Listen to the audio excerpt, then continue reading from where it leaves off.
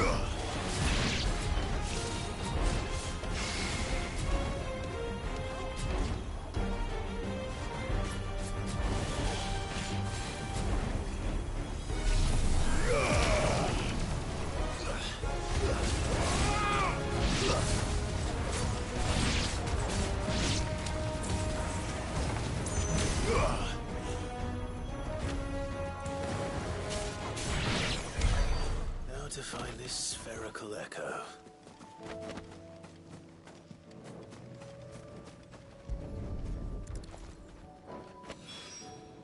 This is it. Right then. There's two more to find.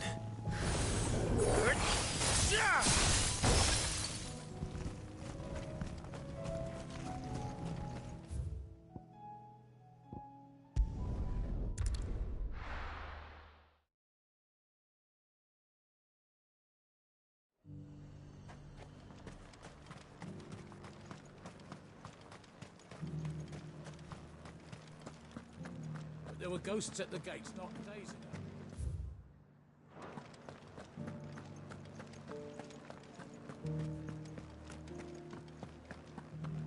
Those things I said before.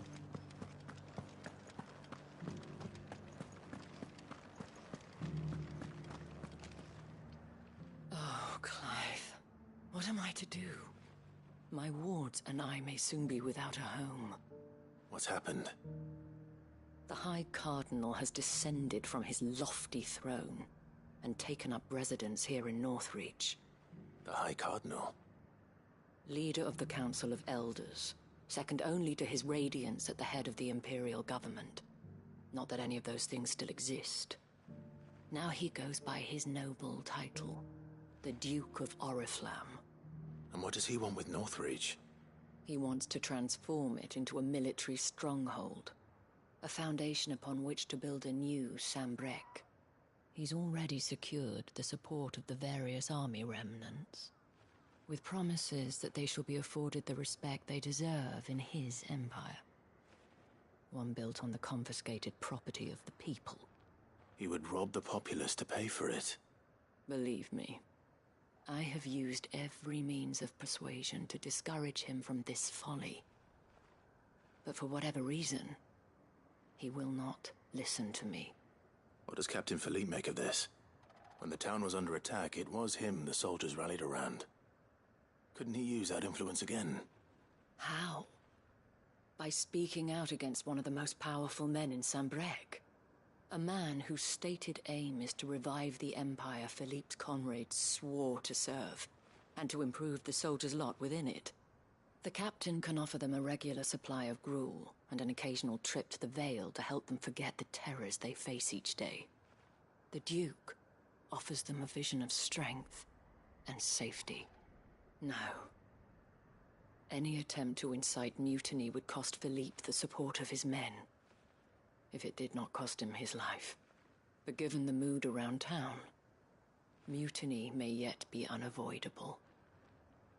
The people have little appetite for further deprivation, least of all when it serves only to elevate others. And who could blame them? Clive, would you appeal to the Duke on my behalf? For your services to Northreach, you have the respect of the soldiers, and they will take you to His Eminence if you ask them. And unlike Philippe, no bonds of loyalty prevent you from speaking your mind to the man. Well, will you try? You could hardly fare any worse than I did. I'll see what I can do.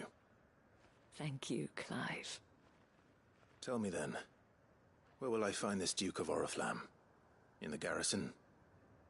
Overseeing the troops, yes. All right. Wish me luck.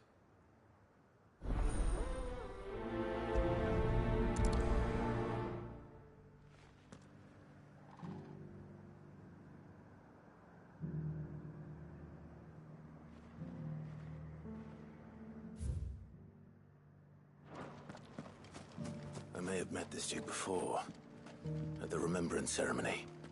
Let's hope I didn't make a strong impression.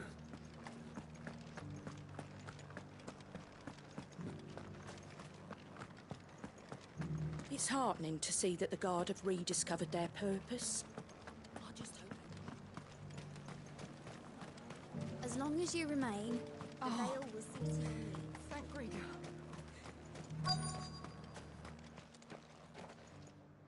Halt! Oh, sorry about that. You're the dame's man, aren't you? You got some business with the captain? No, actually. With the Duke. I was hoping I might be able to speak with him. We're under orders not to let any civilians pass. But you should be all right. His Eminence has heard all about you and your heroics. Wait here. I'll go and ask.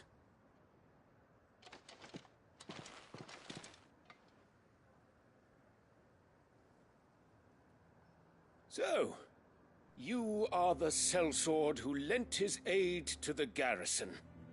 The Empire owes you a debt, and I shall see it repaid. But tell me, is it wealth that you seek, or favor? Neither, Your Eminence. I thought only to inquire about your plan to turn Northreach into a stronghold. Ah, I see. You are worried the expanded garrison will render your services redundant. Yet you needn't be. A proud fighting man like yourself shall always have a place here. Pride of place, in fact. For too long has the contribution of the noble soldier been under-reckoned. But no more. For it is they who shall see the Holy Empire rebuilt, beginning right here in Northreach. Why here, Your Eminence?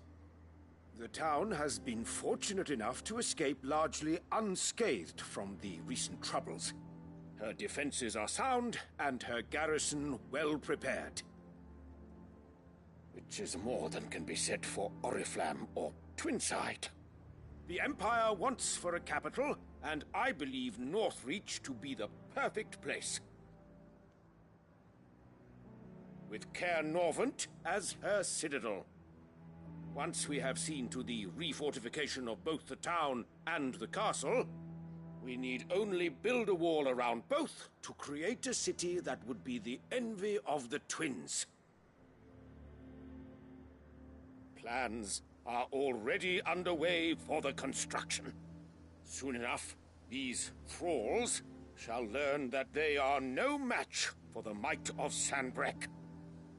I fear you underestimate how dangerous these creatures are, Your Eminence. Should they return in force, you will need all the people of Northreach to come together in defense of the town. Something they may be loath to do if they've been deprived of their worldly goods. The people will do as their leaders command. If Sanbreque is to be rebuilt, she will require a functioning government. One whose authority is beyond question. That is why this levy is necessary. So that any man who wishes to join the army might do so and be fed, outfitted, and paid as befits a defender of the Empire.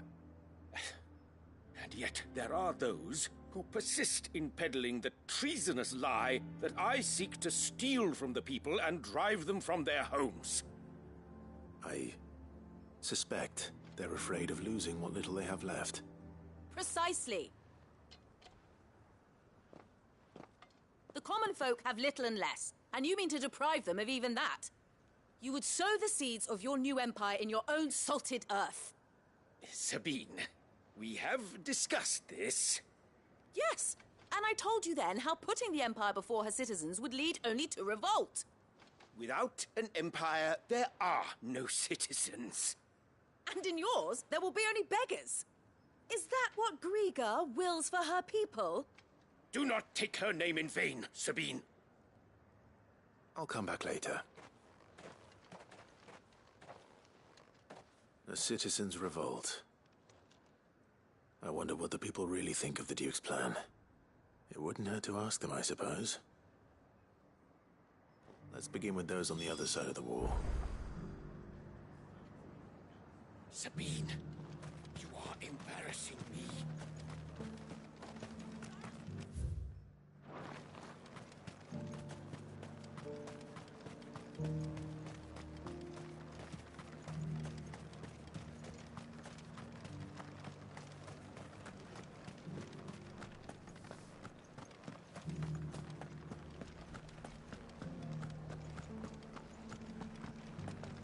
You needn't fret. The creatures are...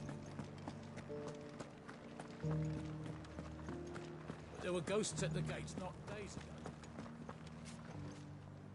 All right there. What is it you're after, sir? Just your opinion, actually. I wondered what you thought of the Duke of Oriflamme. Oh, him. Not much. None of us traders do. It's thanks to nobles like him that we had to set up shop this side of the wall in the first place. Couldn't have the rabble getting any closer to the holy capital, could they? And now he's trying to drive us out completely, threatening to take everything we got from us if we don't clear off. If the dame said she wanted him run out of town, I'd be straight through that checkpoint, tar bucket in hand.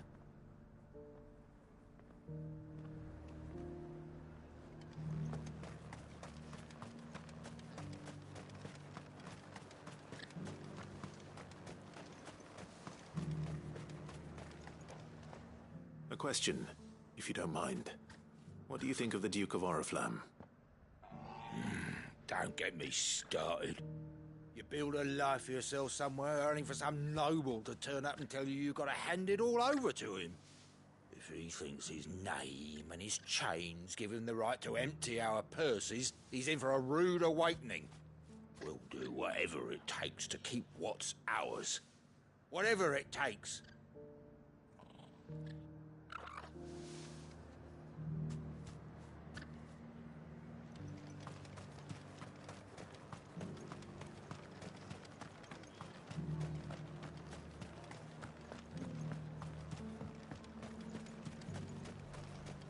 Why, your stall is as... I've been hearing a lot of talk about a certain Duke. Nothing good, I'll wager. Going around acting like he owns the place. And with hardly a word to the dame. This is her town, not his. I take it you'd rather she was in charge. As far as I'm concerned, she still is. Just need his eminence to sod off back to Oriflamme. Well, the people seem united enough. What about the soldiers?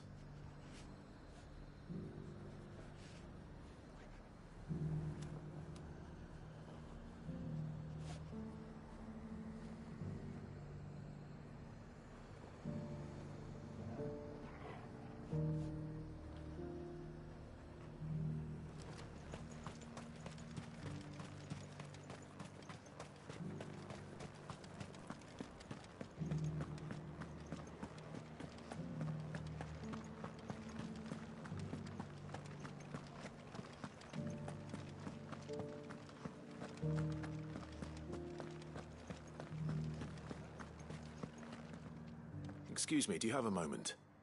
I wondered if you'd mind sharing your thoughts on the Duke of Oriflamme. Well, he's made a lot of enemies coming in the way he did. But I mean, look around us. You can see the state the realm's in.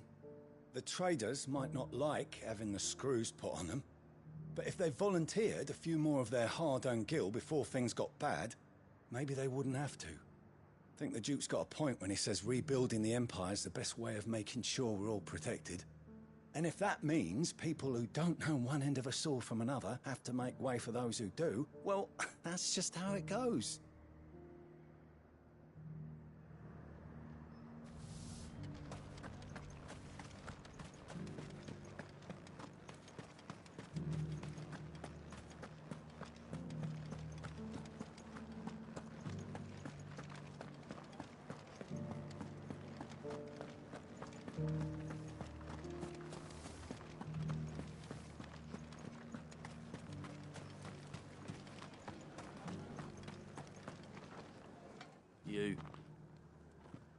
the one who was talking to His Eminence?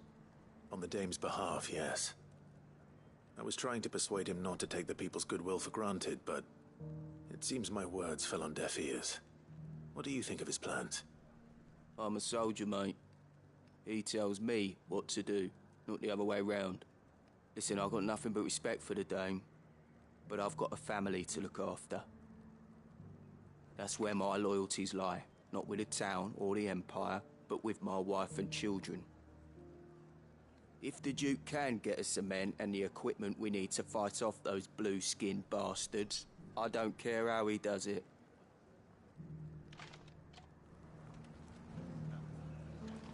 I left everything in the capital. Sabine, you are embarrassing me. You're embarrassing yourself. I hear the Duke of Oriflamme plans to turn this town into some sort of fortress. Do you think that's a good idea? It's not for me to say. All I know is that unless the Emperor orders me otherwise, His Eminence's word is law. Look, no one likes all these taxes and tariffs, but empires don't come for free. Once Sanbreque is back on her feet, we'll all reap the benefits. Let's see what Philippe makes of all this.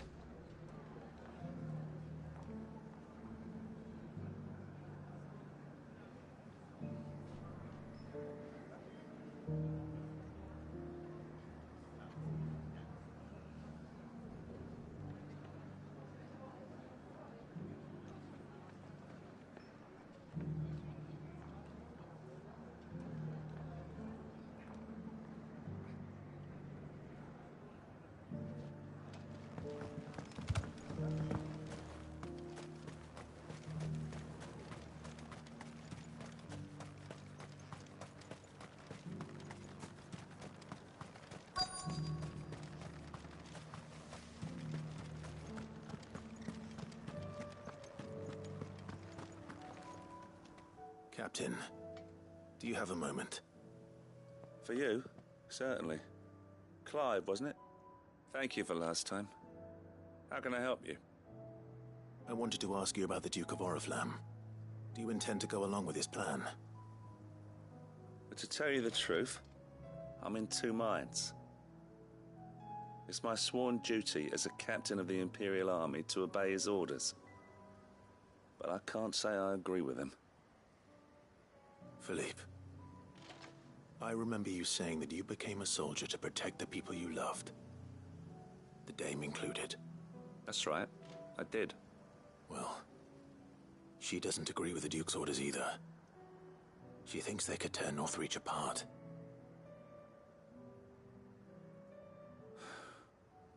And she's probably right. Thank you, Clive. I know what I need to do now. Protecting the people I love is what matters. Doesn't matter how. Well, duty calls, so I better go. Thanks again.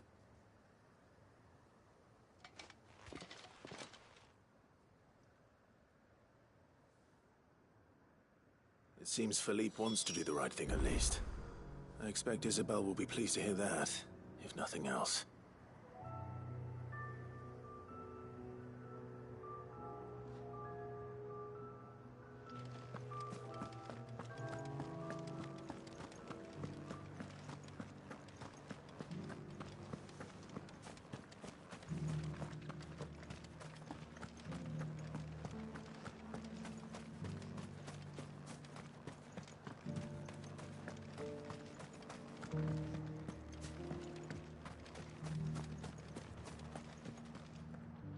Ah, Clive.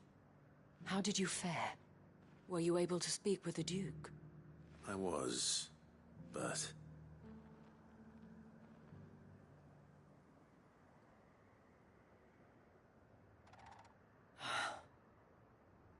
So Northreach is to be a fortress after all. Well, it will certainly help to hold back the thralls. There's no denying that. Though I doubt it will come as much consolation to the townspeople whose worldly goods are confiscated to pay for it. They deserve to be heard, Clive. To have a say in this new empire the Duke means to build. Sadly, His Eminence values their obedience more than their opinions. and hopes to reassert the authority of the state. I fear he sees the people as mere pawns on his chessboard to be sacrificed for the greater good. Needless to say, they themselves are of a different opinion, and would rather their destinies were in your hands. The soldiers, meanwhile, are content to follow their orders. And not just because of the Duke's rank, but because of his vision. I thought as much. Had I sworn to protect Sanbreque, I dare say I too would want nothing more than to see it rise from the ashes. Thank you for trying. But the battle is lost. I don't know about that. What happened to your uniform? I handed it in, along with my resignation. Told the lads I wished them well, but that I owe it to those I love to call it a day. But why? Because I realize what really matters to me. Not following some nobleman's orders for the sake of it, but protecting what I care about. Protecting Northreach. I honestly don't know when those monsters will return, but I'm certain they're not finished with us yet. And when they do come back, we need to be ready for them. We need to stand together, all of us. And with you to lead us, milady, I reckon we can do it. It was you who finally convinced me, Clive. There's no point following orders if they go against everything you believe. Indeed. All of us, standing together. That has always been Northreach's best hope, and one which still lies within our grasp. We have only to turn our attentions to the true enemy. Thank you, Philippe, for showing me what I must do. Anything for you, milady. Speaking of standing together, would you mind if I borrowed a few of the lads from the Vale to help keep watch around the town? I fear His Eminence has loftier tasks in mind for the guard. Not at all. Be my guest. Wouldn't be the first time.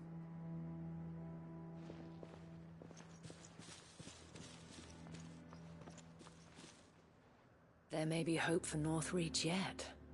Especially with men like you and Philippe to champion our cause. I, for my part, shall continue to work upon the Duke, in the stubborn belief that I might still tempt him into joining hands. But I suspect I shall have to call upon your aid again. Until then, Clive. Until then.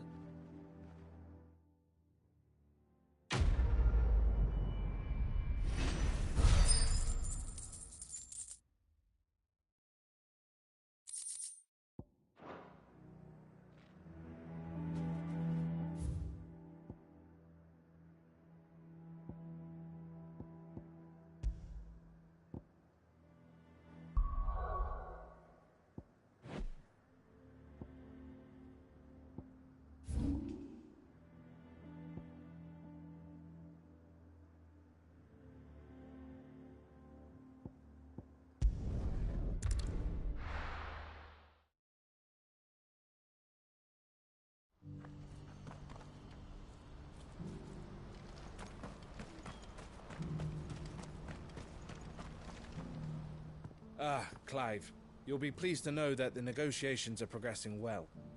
That is good news. Yes. Our comrade in Randala has just sent word that the contract should be signed very soon. But I still have much and more to prepare. It's a huge undertaking moving this many bearers at once. You couldn't do me a quick favor, could you? What is it this time? More wild beasts? Nothing like that. I just need you to go over to the caravans and ask El how long we have until the bearers arrive. Find out exactly how much faster I need to get all these supplies moved. All right. I'll go and ask. Thanks, Clive. I owe you one.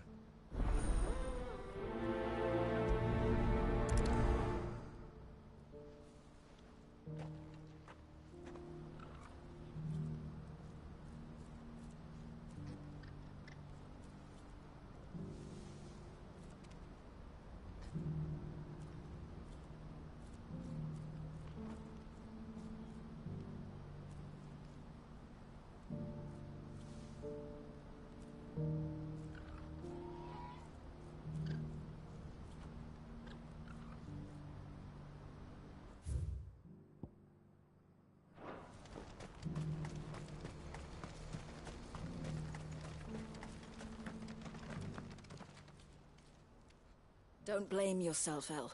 This is their fault, not yours. I know, but... No buts about it, all right?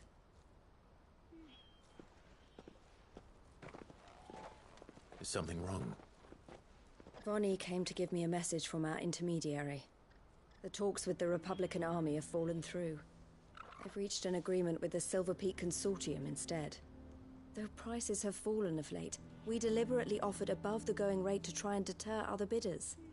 But the Consortium offered double what we did, and the Army jumped at the chance. And you had no opportunity to make a counteroffer? None at all. And we were so close. El? What's happened? I saw Vonnie leaving. She didn't look happy. And with good reason.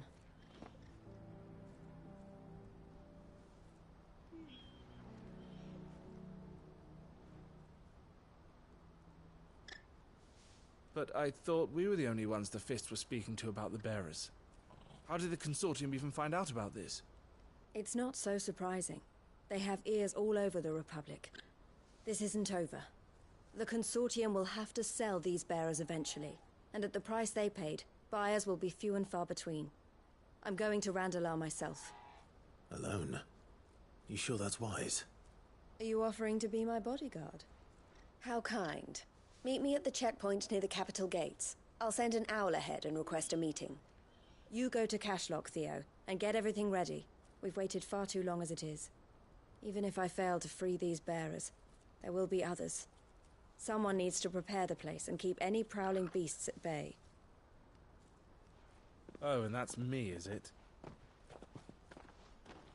Well, it looks like I'm following orders till she gets back from meeting the Silver Peak Consortium, who've been doing their best to undermine our scheme. She'll never join them after this, surely. No, she said it herself. She still has plans for Cashlock, even if this one falls through. She means to stay with us, then. I can't say I'm not happy to hear it, but... is this what she really wants? You have to trust her. You're right. It's what she wants now. And if Elle's off fighting for the cause, I should do my part too. So I bid you farewell and safe travels, my friend. I'll gather my men and leave for Cashlock. We'll make sure the place is well stocked and defended. You go to Randalar and see if you can stop my sister biting the Consortium's heads off. If she won't consider her prospects, someone has to. I'll do my best.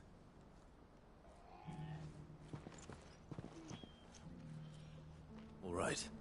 To Randalar, then. I'd better not keep Eloise waiting.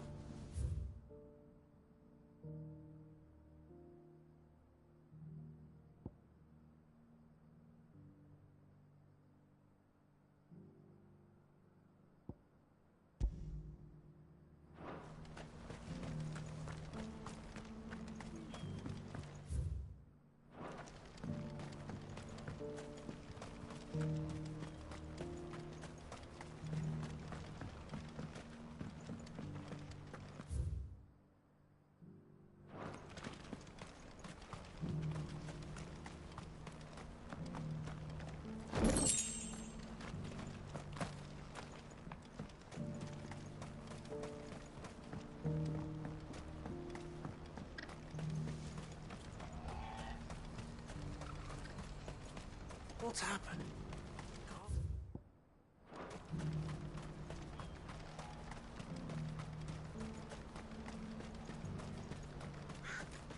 What I wouldn't give for a hot meal. When are they gonna let us through?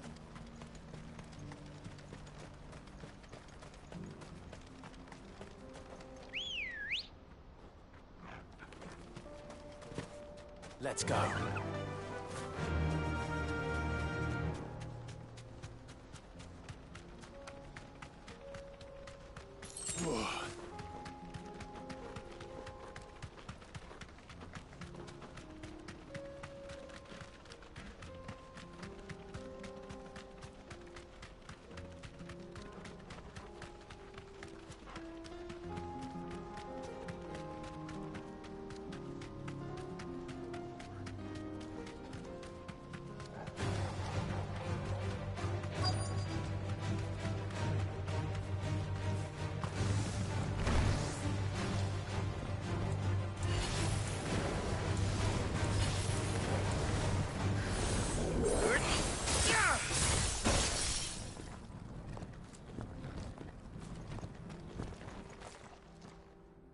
Hope I didn't keep you waiting.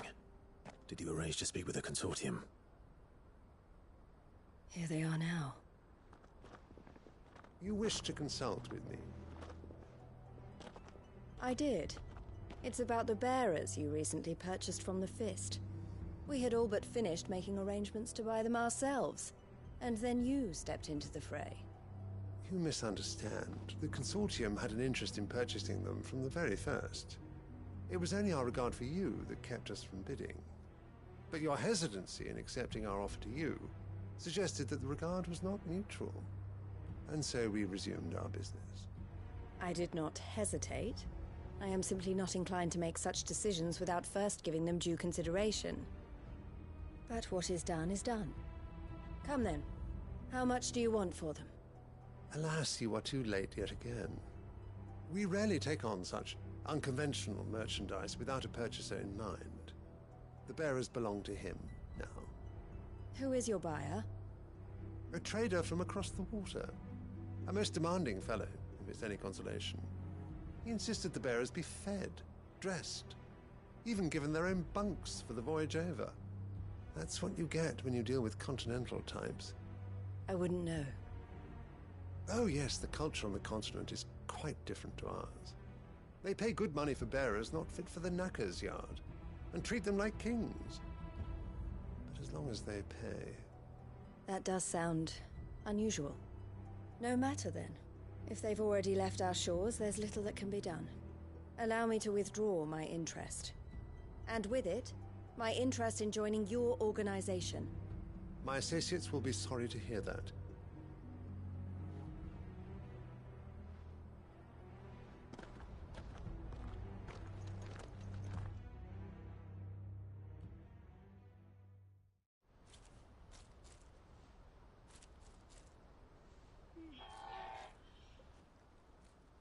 I'm sorry you weren't able to save them. As am I. But I only have myself to blame. He was right, you see. The Silver Peak Consortium did intend to buy those bearers before I did. Their representative hinted at a possible purchase when he came to recruit me. I feigned interest in joining them in the hope he might be encouraged to tell me more. And he did just that. As soon as he left, I sent my own offer to Randalar. So you never... No. I entertained the Consortium's proposal solely so I could learn more about those bearers. But I was a fool to think they wouldn't find out. I knew exactly who I was dealing with. You tried? I did.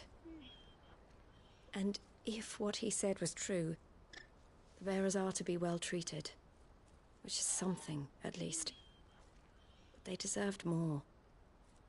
I wanted so badly to see them freed. Eloise! Eloise! Word from Cashlock. The village is under attack. A pack of beasts have come down from the mountains, and there's a dragon at its head. Theo and the others are trying to hold them off as best they can, but the odds are against them. They need help, and fast. Theo! I'll go on ahead. Thank you, Clive. I'll gather some men and join you there. Just... make sure he's safe.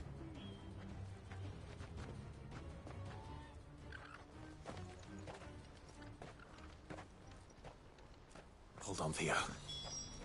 I'm coming.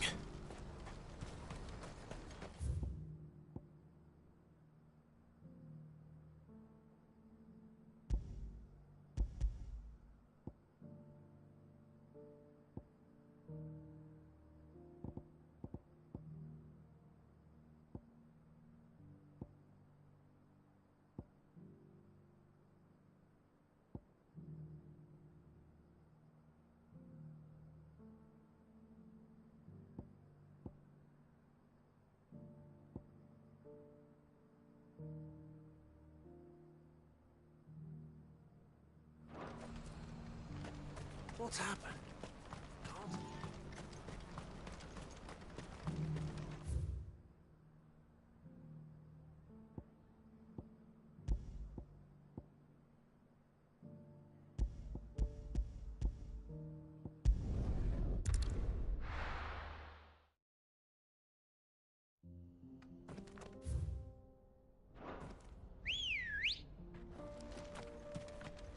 Ready, girl? Yeah!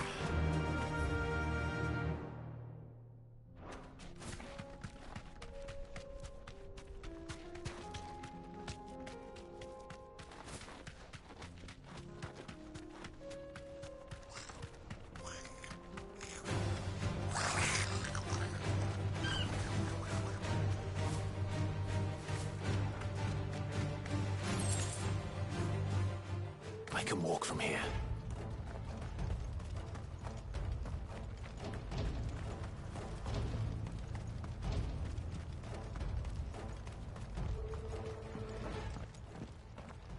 Where's Theodore? Upriver! He led the dragon that way to keep it from the village, but the whole area's flooded with ether. We just have to pray he makes it out in one piece. I can do better than that. Torgal, with me.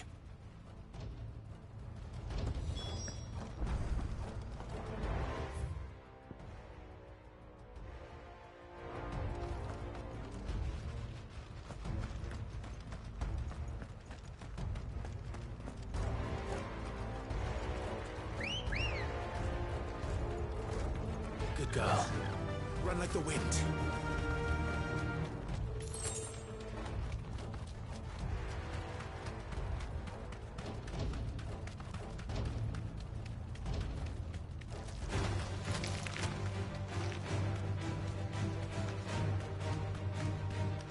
Where are you, Theo?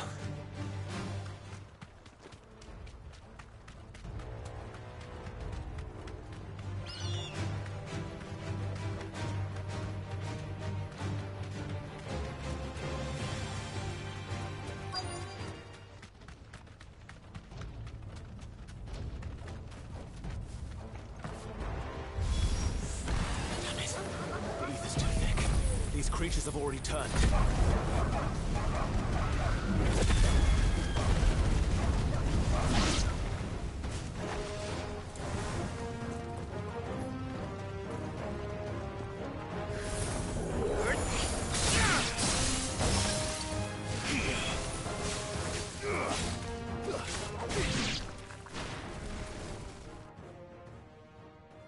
I can't waste any more time. I need to find Theodore before that dragon does.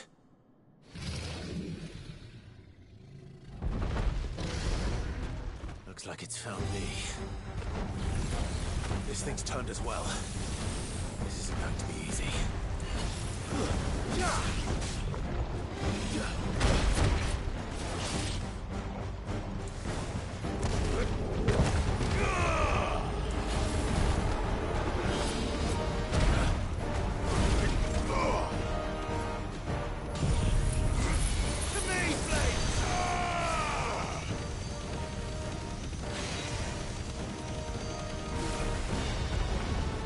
Too slow. Nice try.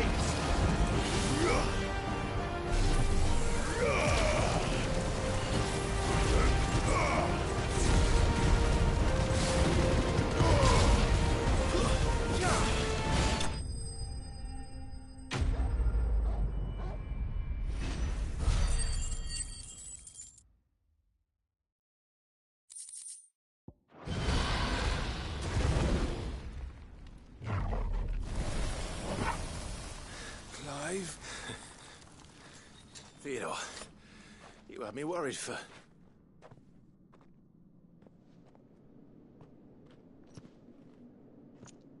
We have to get you out of here.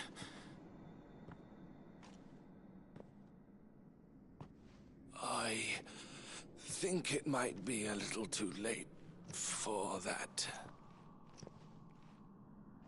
Bearer or no, there's only so much ether a man can take, and that Drake just wouldn't let me leave. You have my thanks, Sid, for finishing what I could not.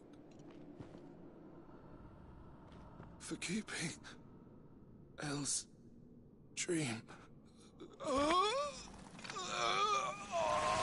Theodore!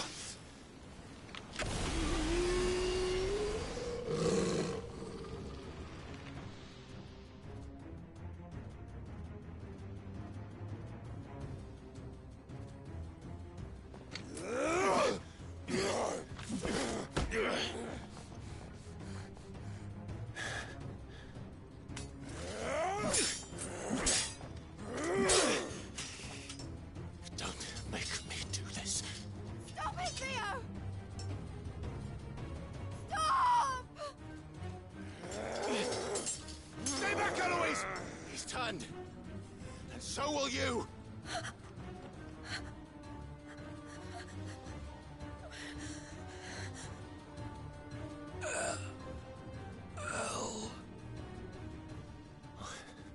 Theodore.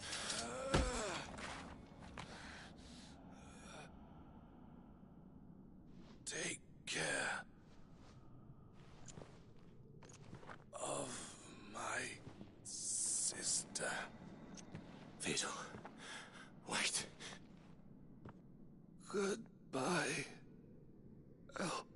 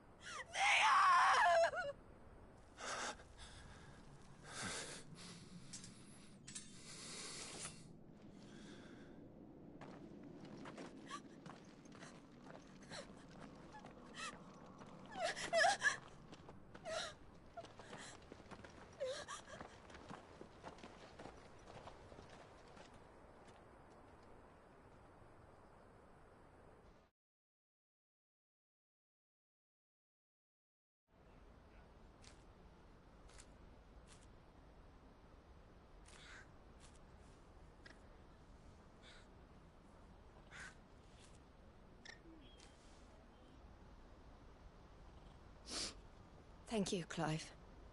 I think I'll be all right now. That was true bravery he showed. Leading the dragon away from the village like that. His first instinct was always to protect people. To put others' well-being before his own. And now he's gone.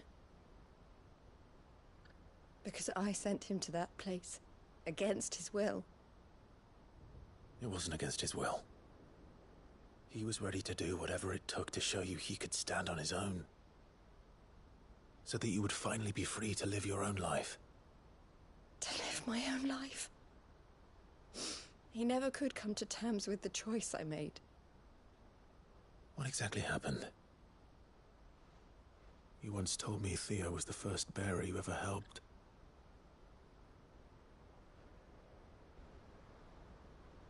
We grew up in Canva. We were born to one of the great trading houses. And I was chosen to inherit the family business. I had my father's head for figures, you see. Theo did not. While I studied the art of commerce, he played at soldiers instead. A late bloomer. In more ways than one. For unlike most bearers, it wasn't until his 15th summer that his powers awakened. My parents tried to drive him out of the house and into the care of the constables. But before they could, I took him into mine. Theo told me something else. He clearly admired your devotion to the cause of freeing others like him from slavery. But he said you deserved a better life than this. He wanted to free you from what he called your bonds, just as you freed him from his. I would be lying if I said I had not wondered from time to time how much easier my life might have been if I had allowed Theo to be taken and devoted myself to the family business instead.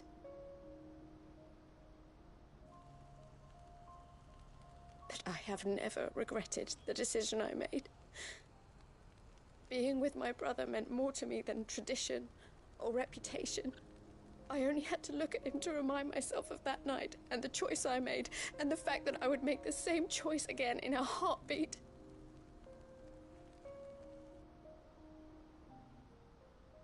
He was never a burden. How could he even think that? If anything, I was the one who weighed him down. You weren't, Eloise. He said it himself, that he had always been grateful to you for saving him, and that he wanted to repay you by letting you live the life you were denied. Neither you nor Theo weighed each other down. You loved one another. You did whatever was necessary to continue living your lives together, and you always would have. You're right. All I ever wanted, all I ever did, it was so we could be together. Oh, Theo, why did you have to...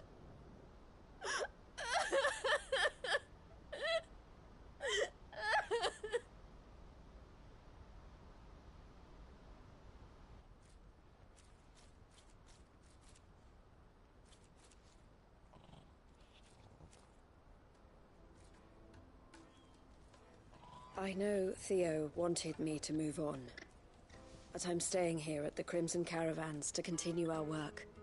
We can make a difference here. We can help people, save them. I need nothing more from life than that. So I'll carry on doing what we do, ensuring that goods, people, bearers get where they need to be, bringing smiles to people's faces just like we always have, and to Theo's, wherever he is. This is the life I have chosen. The life I will always choose. I've made a choice of my own, to continue helping you however I can, whenever you need it. Thank you, Clive. Let's go on together then. For Theodore.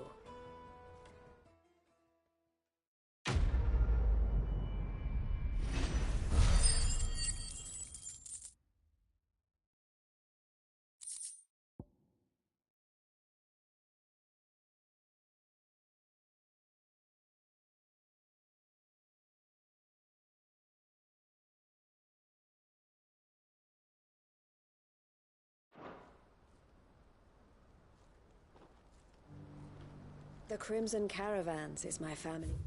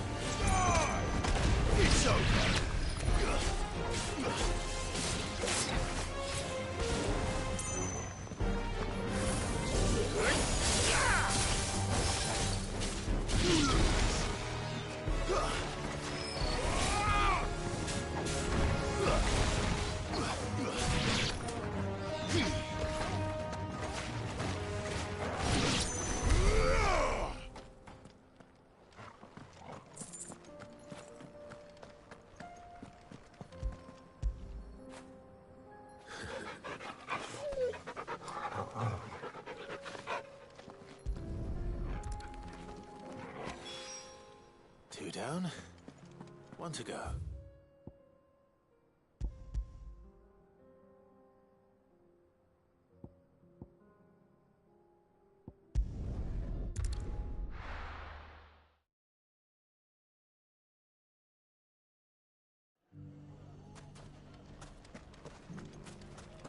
Take that, you naughty...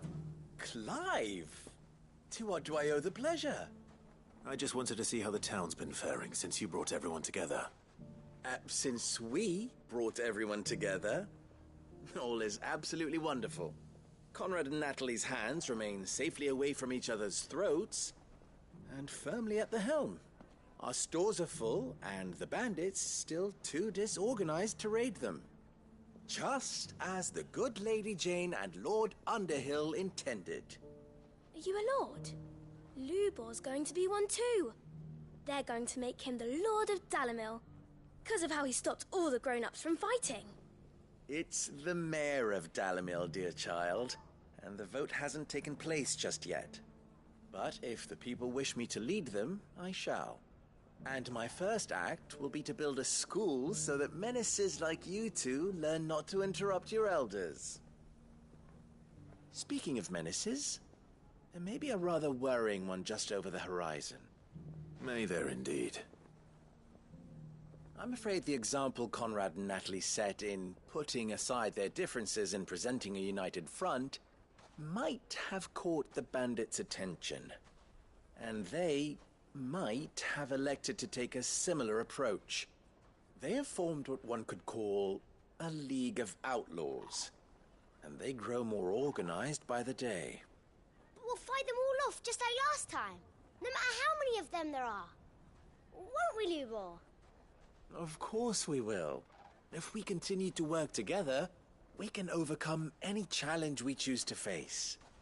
The longer we avoid facing this one, the more difficult it will be, until the only way to overcome it might be to run for the hills. Our best hope is to nip these efforts at organization in the bud, by finding those ne'er-do-wells who have yet to join the cause, and ensuring that they never do. Perhaps a certain Lord Underhill might be willing to lend us his aid once more? How could I refuse? Thank you, my lord. Victor will fill you in on the particulars. I have him stationed by the desert gate, receiving and collating reports from my scouts. Such an amenable soul. He reminds me of you. I'll go and speak with him.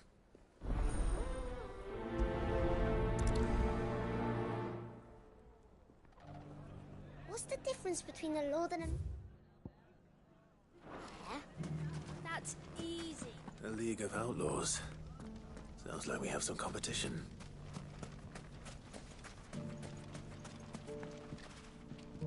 Still in Dalimil, Victor? Ah, Sid. I thought you'd have returned to Cosnis by now. I did. Then I came back. I've developed something of a fondness for the place. And having worked so hard to see it saved from one fate, it would seem remiss to abandon it to another. A sentiment Master Lubor certainly isn't shy about exploiting. Hence my doing his bidding yet again. You're not the only one. What does he want you to do? He asked for my aid in putting down the bandits. And he said that you might be able to help me find them. Then you've come at just the right time. I was on my way to speak with Conrad about how to organize our forces. There are more camps in the vicinity than we can safely strike at once. But we must strike together, and we must strike soon at as many camps as we can. We can't give this league of theirs time to rally its forces. All right. Which camp shall I take? There's one upriver. Just out there, across the dunes. Leave it with me.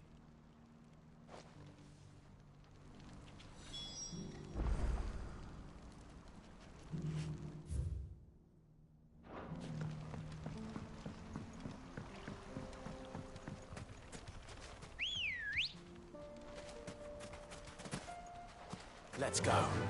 Fly, Ambrosia. There's ne'er-do-wells.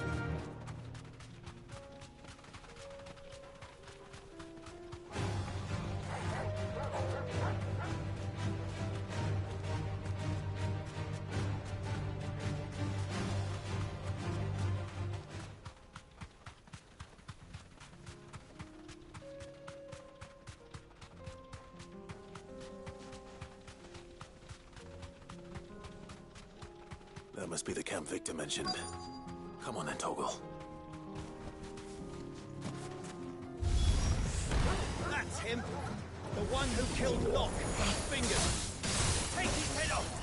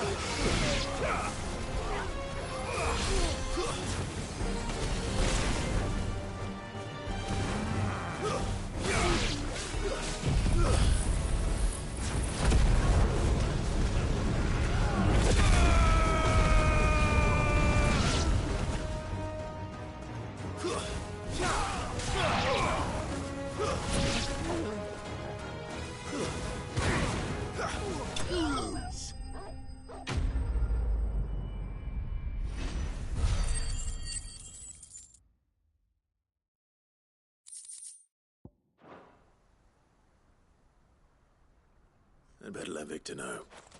Sid, where are you? Ah, I see the bandits didn't pose you any trouble. No, but that's not why you're here, is it? No. Something's happened. We need you back in Dalimil. What is it? The whole town's in uproar. They're saying that Lubor is a bearer. What?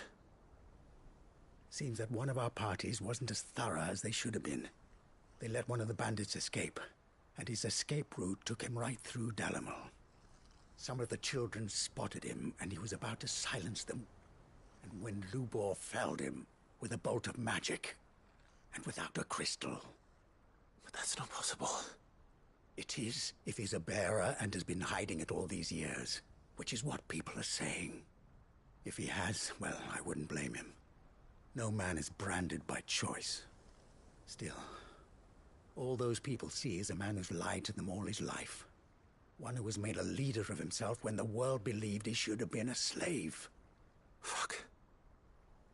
I don't know where we go from here, but I know one thing.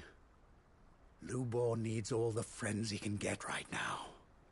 You're right.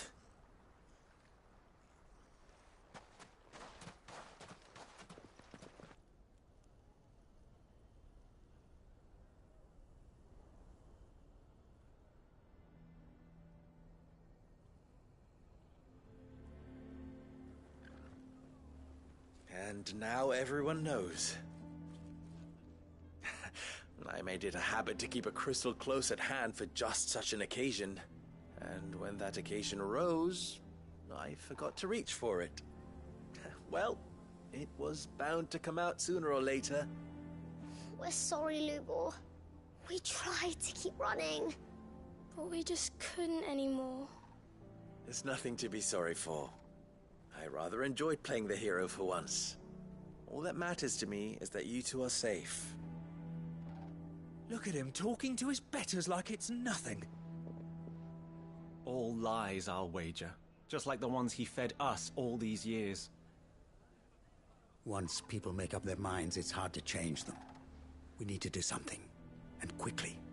Convince the people not to let their prejudices blind them. Convince them that nothing has changed. That their enemy lies outside these walls, not within them. You're right. We should speak to everyone. I'm glad you agree. I'll handle the townsfolk. I'm a Dalmec born and bred. They listen to me. You head to the tavern. Make Conrad and Natalie remember who Lubor really is. They know that Lubor and I are friends. I might not make for the most impartial of interlocutors. Lord Underhill of Randalar's League of Merchants, however, is a trusted and impartial mediator of note. I'll do what I can.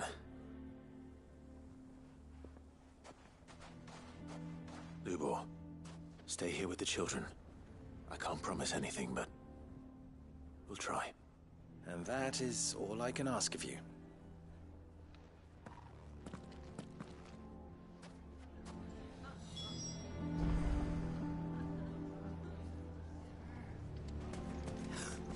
Why are you taking the bearers? Why do they always have to make such a fuss? Knew all along that he... Forgive me for disturbing you, but could I have a moment of your time? I've seen your face before. As have I. Lord Underhill, wasn't it? Of the League of Merchants. That's right.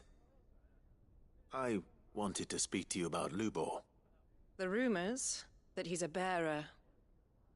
All true, I'm afraid. He'll never be mayor now. Not if I have anything to do with it. But what of his wares? Bearer or no, his steel is highly valued throughout the Republic. In this, at least, he's done the town a service. Might that not earn him a little leniency? Leniency? He pretended to be one of us when he was laughing behind our backs all the while. I'm sorry, my lord, but he lied to us. He lied to you. He cannot be trusted. So what do you propose? Will you drive him from his home? Close his forge? Perhaps.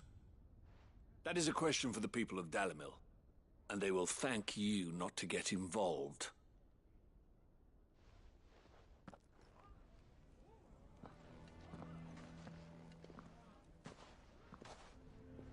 The townsfolk have made their minds up. There was nothing I could do. Nor I.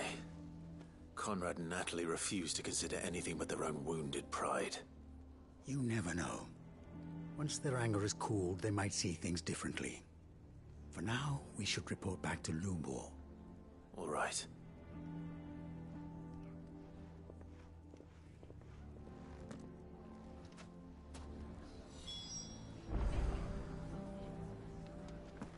Why the hell would Victor take the bearers' side? I assume the situation is hopeless? There's still hope. But...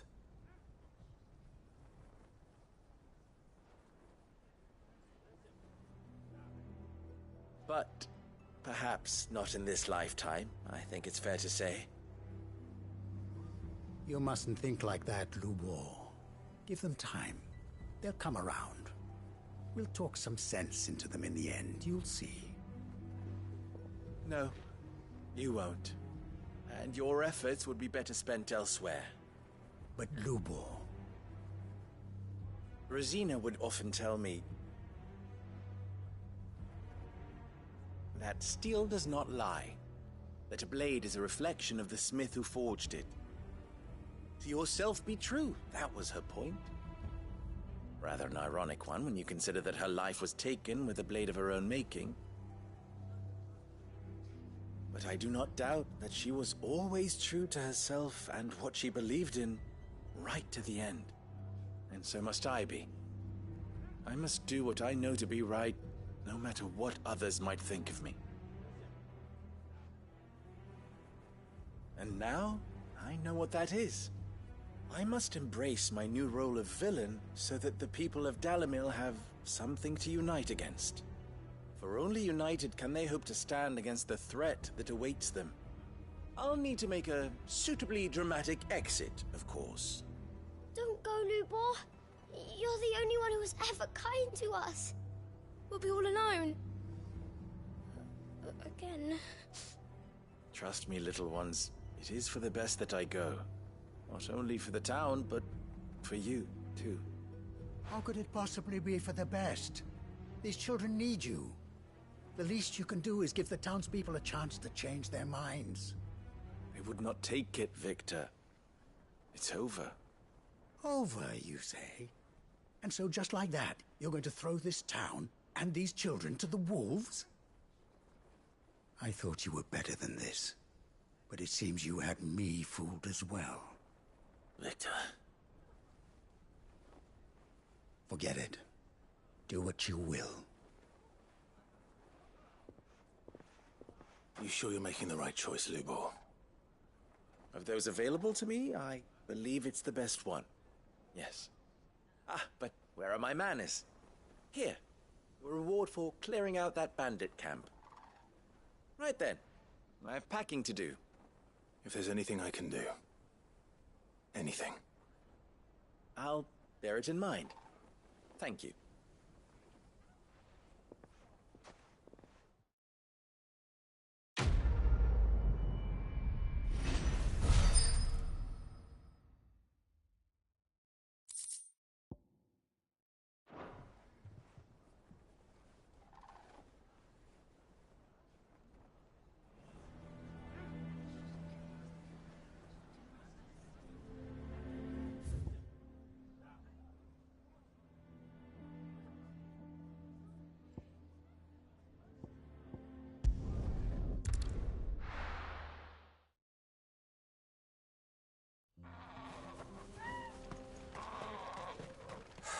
So Dravost is still standing.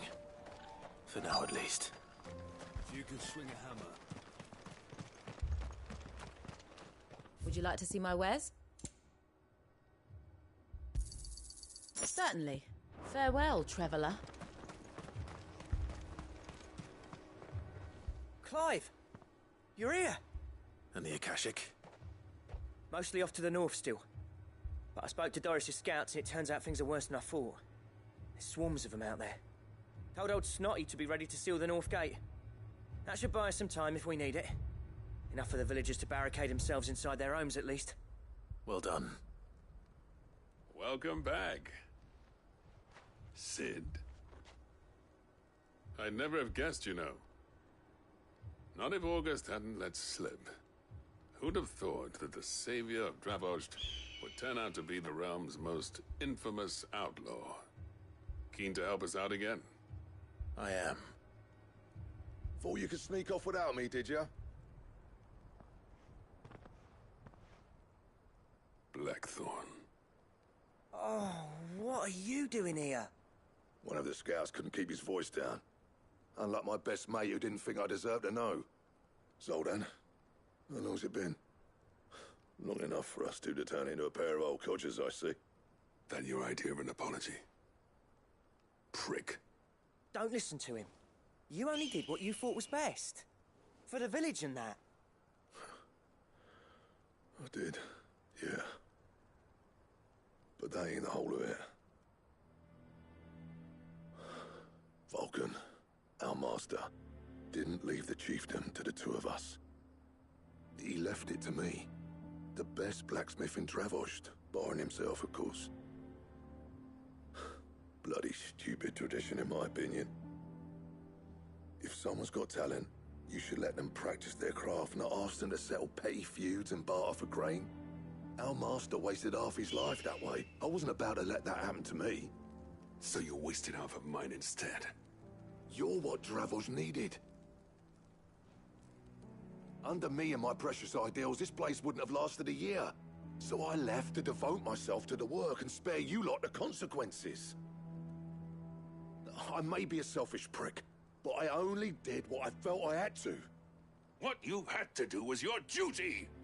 Even if it meant we all starved? Enough. This is no time for bickering.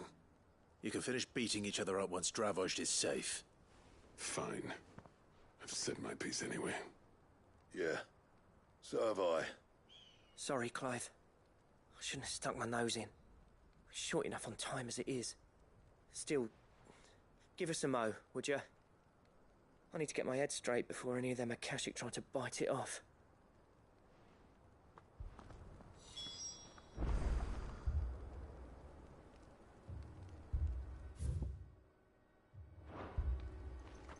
You, ready for the off, then? We can't afford to waste any more time. Right you are. Might be worth having one last word with the scouts, though. Don't want any nasty surprises, do we? Oh, and Blackthorn, you and Zoltan might be better off staying inside the... Akashic on the move. How close are they?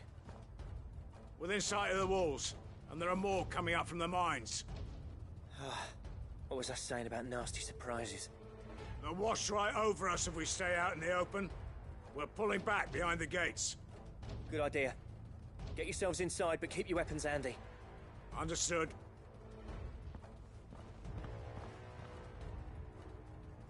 I'm prepared to fight if I have to. Well, let's hope you don't. That's our job. Once the scouts are inside, order your men to barricade the gates. No heroic last stands, you hear me? No fighting at all if you can help it. August's right. I've seen what Akashic beasts can do to armor. The people here are tough and willing, but they ain't equipped to face what's coming. I'm going out there. Start work on the gate as soon as I've left. I'll give you as much time as I can. And if they kill you? You evacuate. But it won't come to that. I promise. You'd better be right. Take good care of Dravoj till I get back. Leave it to me. And give those things what for, yeah?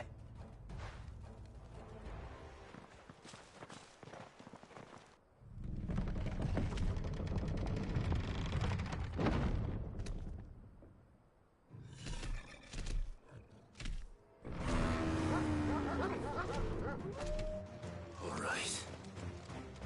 Which one of you's first?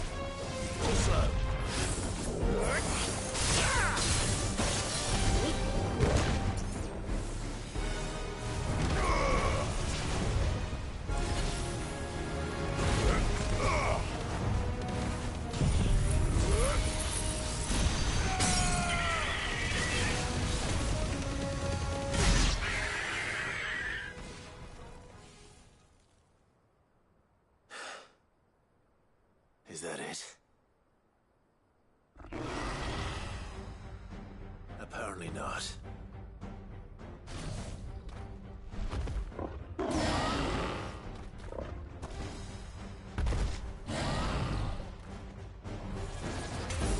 not getting past me.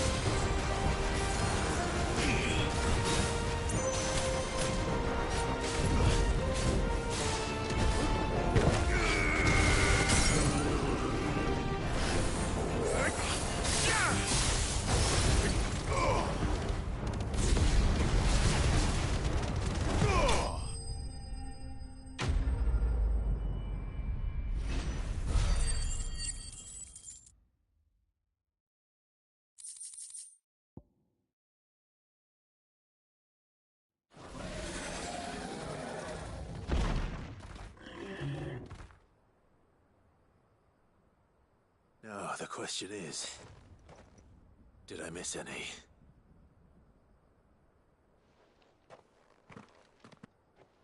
Man alive! You stood in one piece! I slew as many as I could.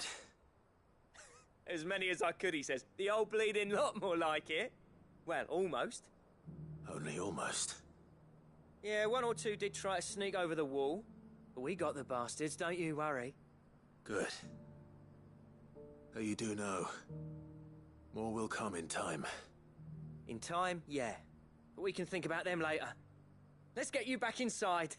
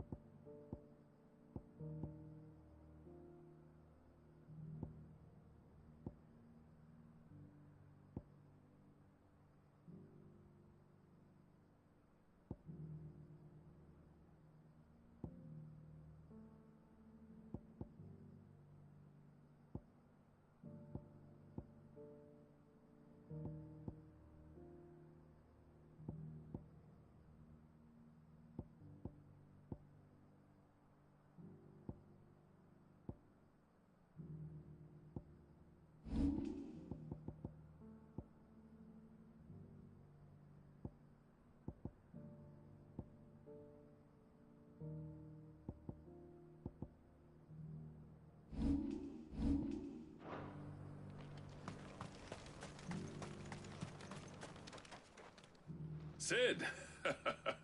You're even more fearsome than your reputation. Enough to give those Akashic monsters nightmares. I almost felt sorry for the wretched things. But mostly, I felt grateful. Dravoged won't forget what you did today. I'm afraid I've only delayed the inevitable.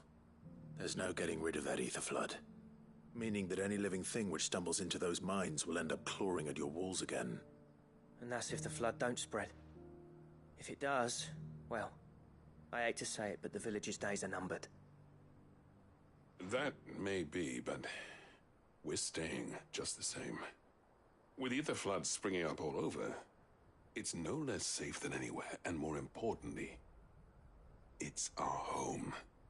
We'll fortify the gates to the north, and I'll see that they're guarded day and night. All right. Then we'll give you a hand shoring up those defenses. As for you, Blackthorn, that's twice you've turned up when Dravos needed you. So, thanks. I shouldn't have stayed away so long. And I shouldn't have left without talking it over with you first. Too bloody right you shouldn't. Though I doubt I'd have listened. I always envied you. How you made everything look so easy when, for me, it was anything but. You leaving gave me the perfect excuse to hate you. And from that day on, I never once stopped to wonder what it would have been like if you'd stayed. But what you said earlier, it was true. You'd have been the death of this place. Finally, something we can agree on. I hope you see the sense of it eventually. You kept this place alive. Alive, perhaps. Wealthy even, but Dravoged isn't what it once was. Our work used to be the pride of Dalmekia. Now, we churn out the same rubbish day after day because it's easy and turns a profit. It's not about the craft anymore. I wouldn't send my sons to war wearing the shit most of our smiths are making. I've kept working, honing my skills, trying to lead by example, but no one sees the point. The average castle apprentice has as much passion for the craft as our current lot. Come back to us, Blackthorn. Remind Dravoged what a true master blacksmith looks like. I'll even man those bellows of yours if it means we can work at the same forge again. That's a kind offer. Kinder than I deserve. And I wish I could accept, but I'm needed elsewhere. There's people who trust their lives to my steel, and I daren't let them down. Fair enough. But that doesn't mean I couldn't visit from time to time. Let's see if we can't rekindle this town's passion for the craft, shall we? I'd like that. Just be sure to tell Snotty to let me in the next time I come calling, yeah? Knowing him, he'd let you in anyway. Blackthorn. The Master Smith turned outlaw, back in my good graces. I never thought I'd see the day.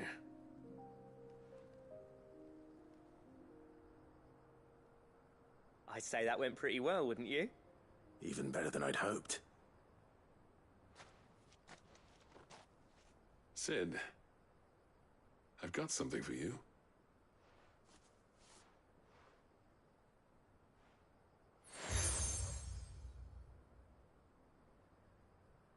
And this is? A token of our lasting gratitude. But I'm of a mind to make you a far grander gift. Designs for a certain sword have been passed down from chief to chief for generations. Now hold on, Zoltan. There's a reason no one's made that blade in centuries. There's not been a craftsman equal to the task. I'll admit your cinders make impressive steel, and I've learned to hone an edge Odin will be proud of. But the engravings on that thing are enough to make a jeweler cry. And they're not just for show, either. Have you forgotten what brought you back to Dravoged in the first place? A certain ring? I knew I'd never surpass you with the hammer and tongs. So I turned my hand to a different kind of metalwork. Between the two of us, I'd say we're the equal of any master craftsman ever to have graced a forge.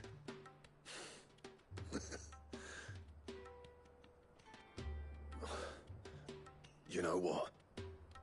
I think you might be right. Clive, you wouldn't mind if Zoltan came back to the hideaway, would you? He's more than welcome. As long as he can keep our secret. Right. Zoltan, get your tools. We've got a legend to forge.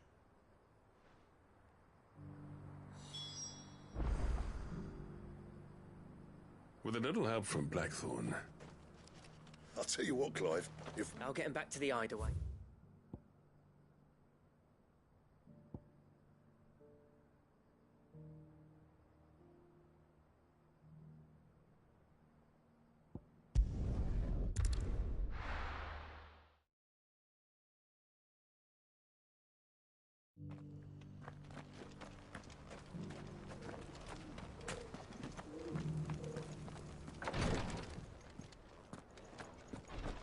The greater number of our order live among the masses, hidden in... Lord Rosfield, is there aught the Undying might assist you with this day? Perhaps. My brother said that your order was helping him with his quest to uncover Ultima's origins. Have you learned anything of note since last we spoke? Little and less, I regret to report. I see. Be assured, however, that we will not rest until the truth is known. Even now, our archaeologians scour ruins in every corner of the realm for traces of Ultima's touch. Fallen ruins, I take it. Dating back as far as Phoenix Gate. Indeed. Ultima's thralls are oft sighted among the remnants of the fallen civilization, as if protecting the secrets concealed within. Secrets we'd see unearthed. Should our methods be of interest, my lord, mayhap it would please you to observe some of our number at work. Would that be possible? Of course. A survey is being conducted not far from here. Perchance you are familiar with Kretov, a small hamlet built around a fallen airship. I was due to visit my colleagues there to collect their preliminary findings, but if you would consent to do so in my stead, I'm sure that they would be honored to relate any discoveries they have made to you directly. All right. I'll go and meet with them. They will be most gratified, I am sure. Might I suggest you take the road through Titan's Wake? It will lead you straight to the village after but a short walk. Thank you. I will. I wish you a safe journey, my lord. May the Firebird's flames burn ever in your heart.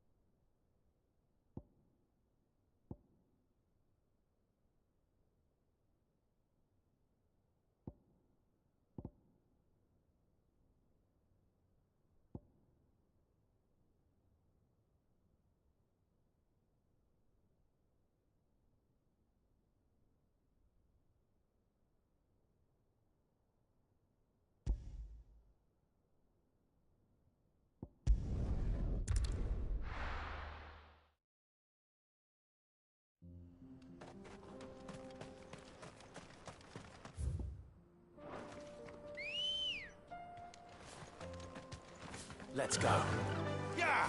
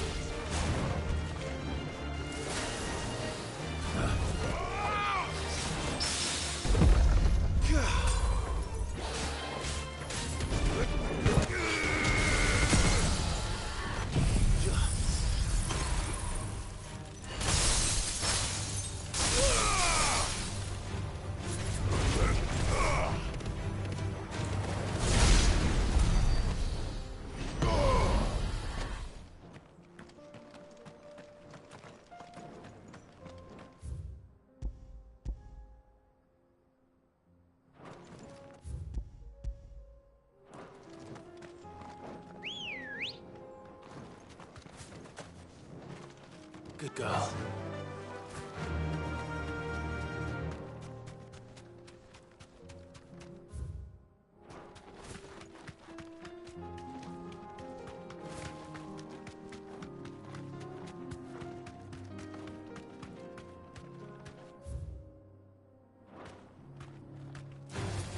Don't get surrounded.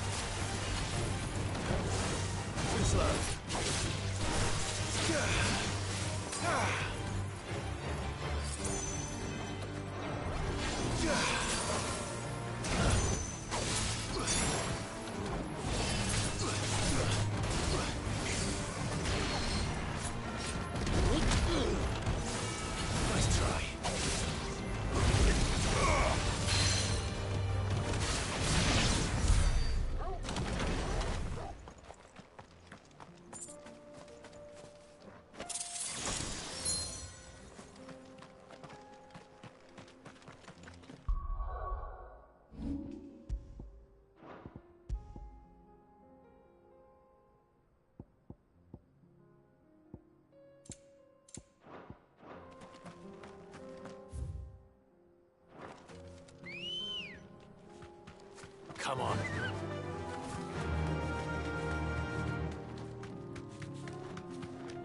That's better.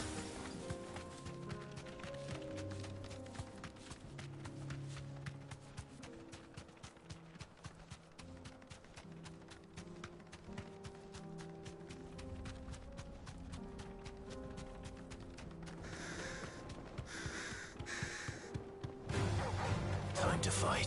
Thanks, girl. Fire and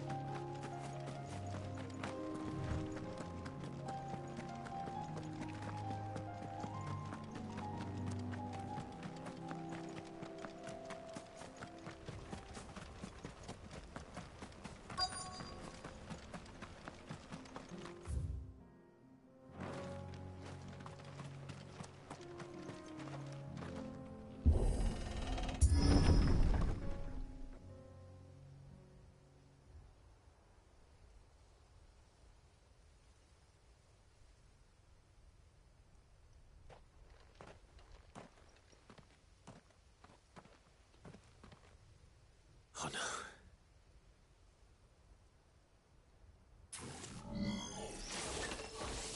You'll pay for this. There may still be survivors.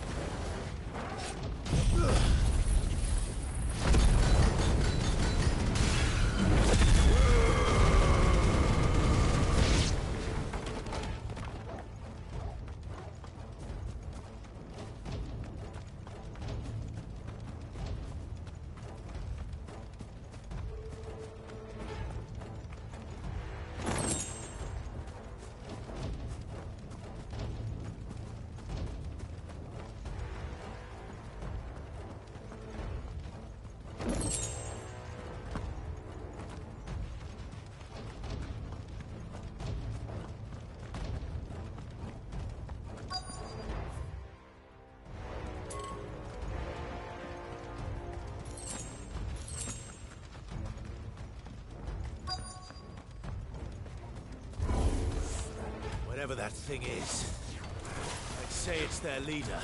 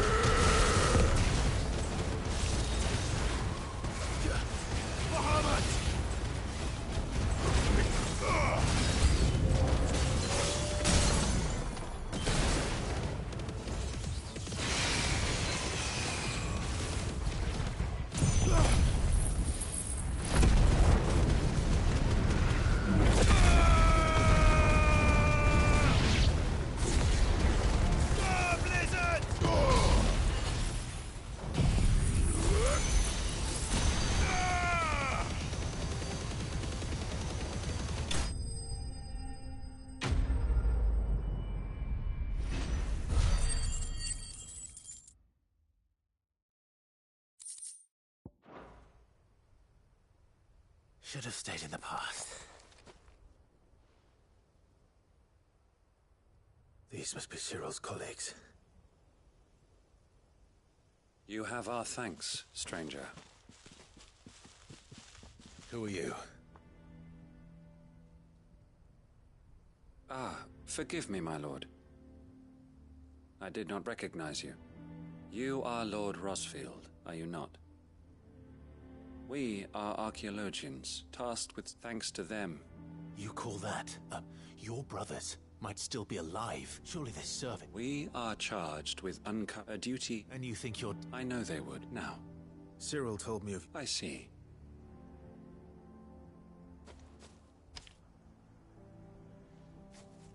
May the Firebird's flame burn...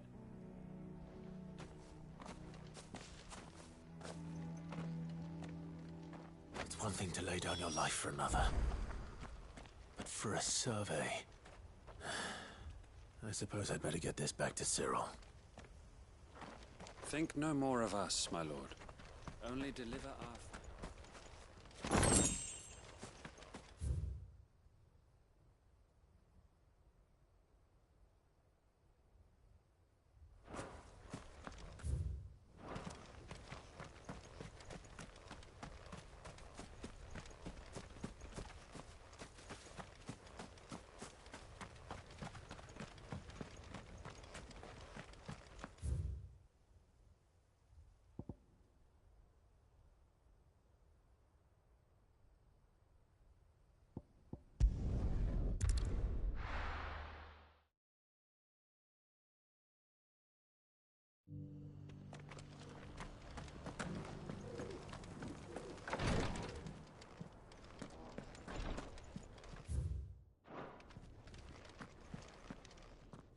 Ah, you are returned, my lord.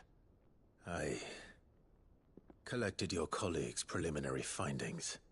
Here, take them.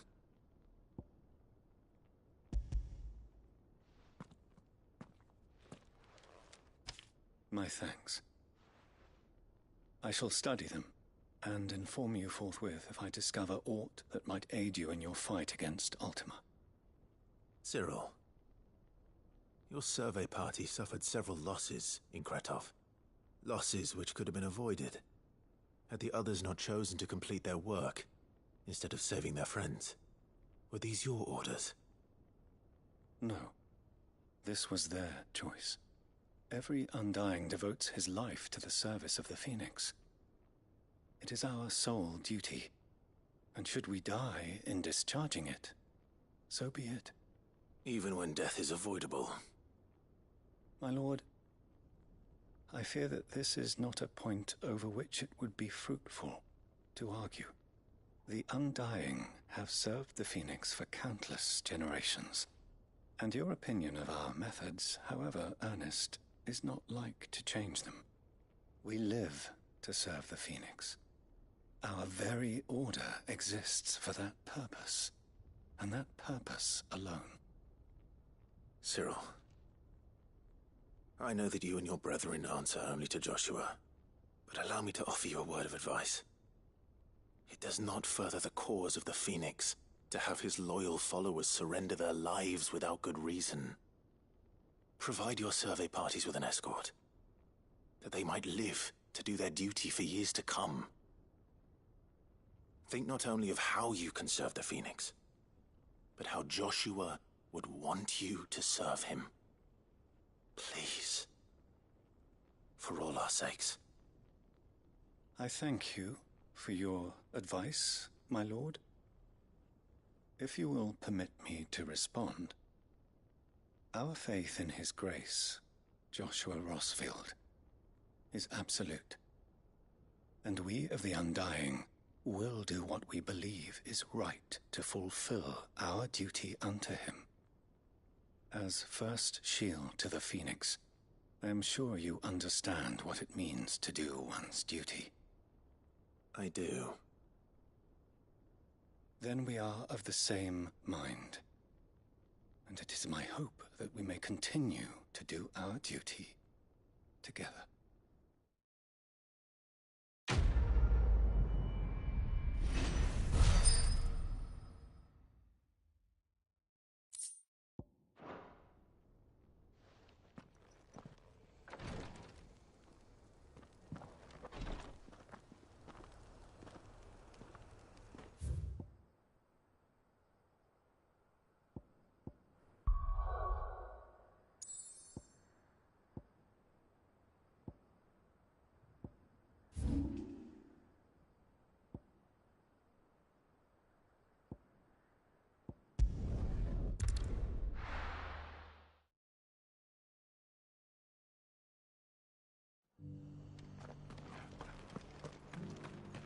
Doris should be somewhere nearby.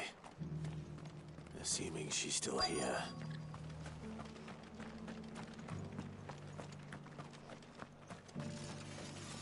Want to know how to tell if the world's going to rack and ruin?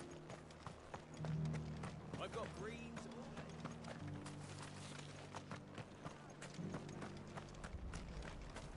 Just because the heavens have gone to rack and ruin. What are you after?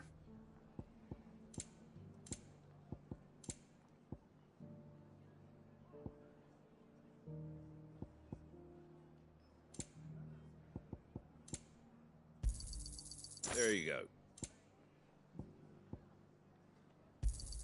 Thanks very much. Much obliged. Take care out there, eh?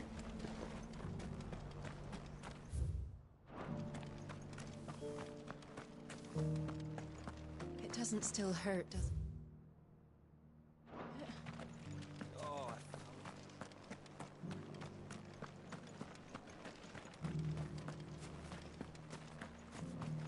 Looking for shelter, are you?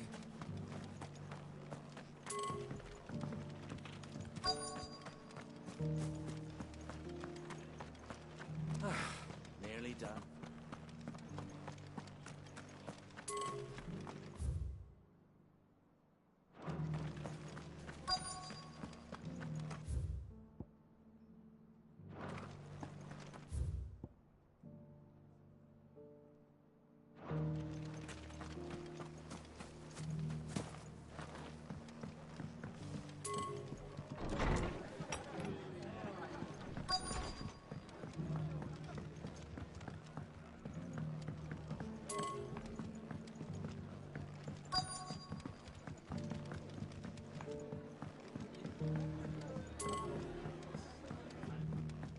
Are the bearers taking well to their new home, do you know? I can't say it wasn't a relief to see the better part of the garden.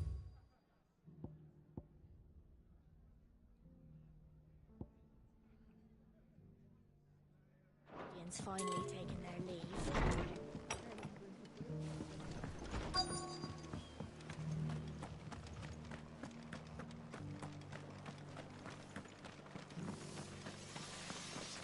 The world seems to be changing so fast lately, I can hardly keep up. The people of the rest may seem to be... It's been a pleasure, Doris. Just like old times. I'll give your offer some thought, my lady. How goes the investigation? Sid, what brings you to Martha's Rest? You. I heard you were out here on your own, tracking our slaver. I trust you're being careful. Of course. And it had to be me. The bearers from the Dragon's Eyrie confirmed a long-held suspicion of mine that the slaver we've been tracking is an old acquaintance. She's no fool. If we'd come in force, she would have spotted us straight away, and then vanished without a trace. That was her just now, wasn't it? So, was it a fruitful reunion? I'd say so. She tried to recruit me. Seems her time in Rosaria is coming to an end. She's abducted bearers from across the region and is looking to smuggle them back into Sambrec. After her brush with those beastmen on the road to Northreach, she hired herself an Imperial escort, which she wants me to join. She's dangerous, Sid, but I think I can stop her. Then I'm going with you. I'll take care of the escort. You can see the bearers to safety. Where are they? The Baum Archers, soon to break camp. You go on ahead. I'll follow once I've sent word back to the hideaway.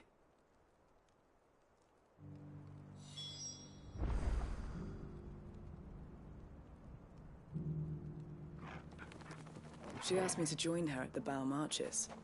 It's a wonder she still trusts me after everything that happened.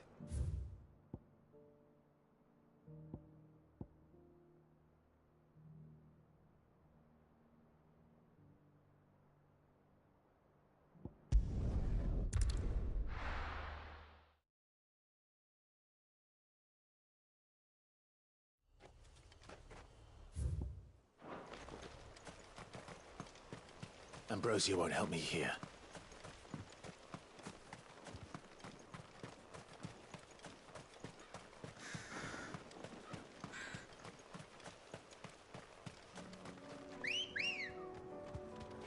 Ready, girl?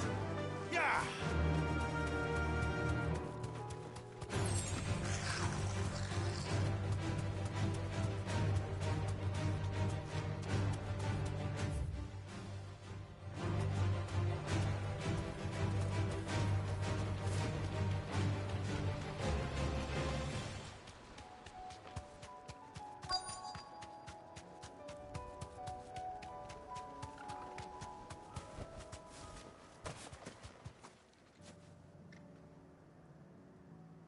Good. They haven't broken camp yet. How did Doris come to know a slaver, I wonder?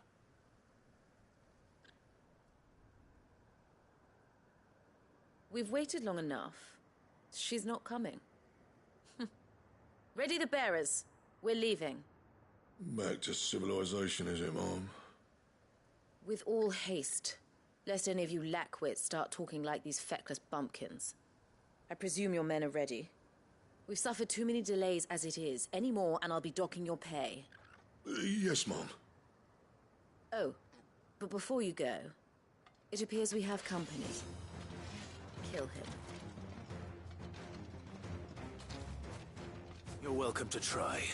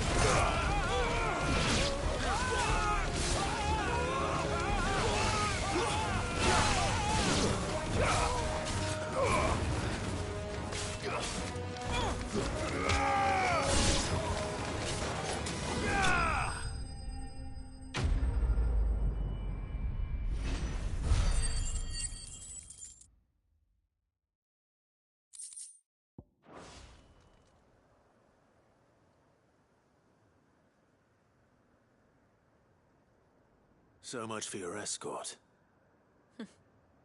You'll forgive me for not avenging my men. I'm not the swordswoman I used to be. I surrender. Do with me as you wish, Sid the Outlaw. Sid. Ah, Doris. I take it you're not here to rescue me from our brooding renegade? You know, I always wondered where you'd vanished to. But casting your lot with this criminal of all people. Better fighting for a cause than killing for coin. I'm sorry, Sid. I should have told you sooner. This woman, my former master, once trained bearer children to be weapons in service of the highest bidder. She raised me like a daughter, and I did terrible things to earn her favor. It wasn't all terrible, surely. We had our fun, too. You were always so eager to learn, and had such clever hands. All my other children took either to the blade or to the books. Always either or. But you proved yourself a master of both. That's why I kept you for my own. How about it, my little dagger? Care to swear that blade to me again? I never swore my blade to you, nor will I ever. I fight for a higher cause, to liberate the bearers of this world. Farewell, Master. Thank you for making me the weapon I am. You always were a righteous child. Perhaps that's the reason I loved you so.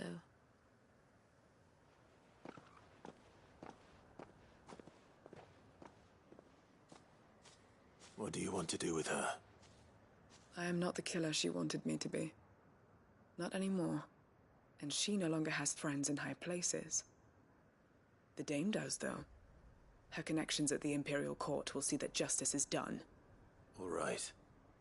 If you're certain. I am. And thank you for everything. Now, I better let these bearers know that they're safe.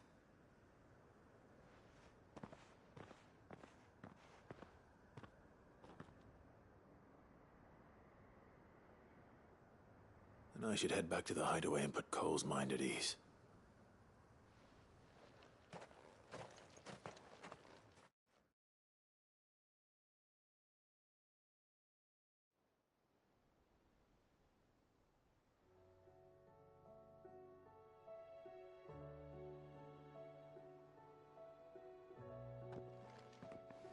Welcome back, Sid. Doris's message just arrived. I hear you saved more bearers from being smuggled across the border. With any luck, they'll be joining us in the hideaway shortly. Oh, and your letter. You don't need to worry about Doris anymore. I'd been hoping as much. She mentioned one or two things in her report. So the slaver we'd been chasing all these months was her former master. Wish I'd known. She's been arrested, by the way, over in Sambrek. Went quietly, or so we're told. And she won't be getting off lightly. The Empire may have no love for bearers, but it's none too fond of black market traders either. Can't have been easy for Doris. I'm sure it wasn't. But don't worry. She'll be all right. I hope so. Suppose you should know, eh? You had quite the past yourself before you came here, or so I understand. Anyway, thanks again, Sid. The Cursebreakers would be lost without Doris. And you, of course. Keep up the good work, Cole.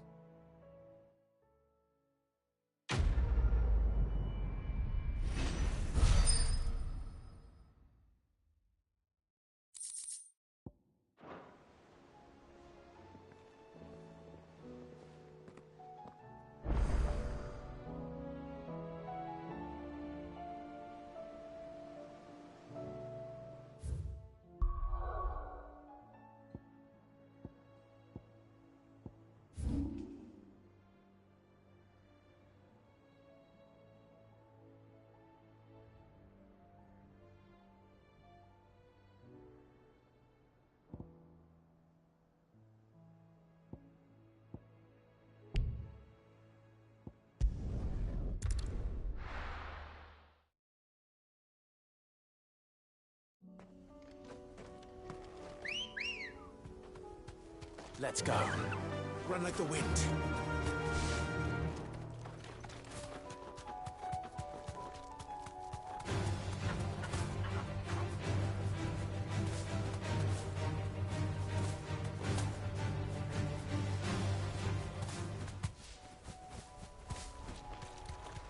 Damn it.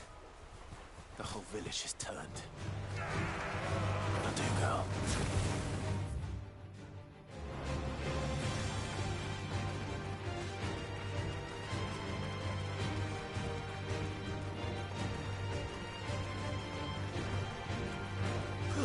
Yeah!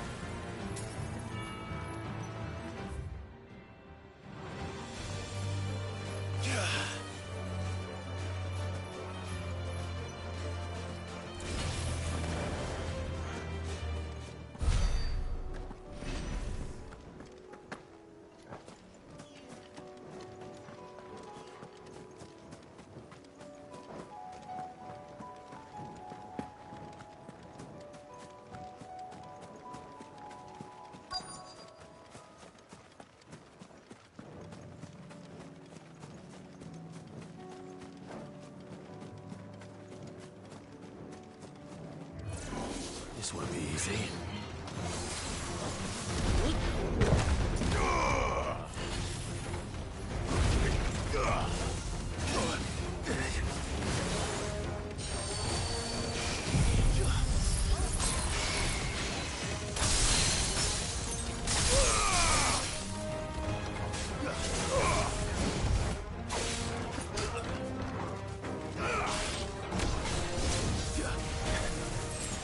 It's over.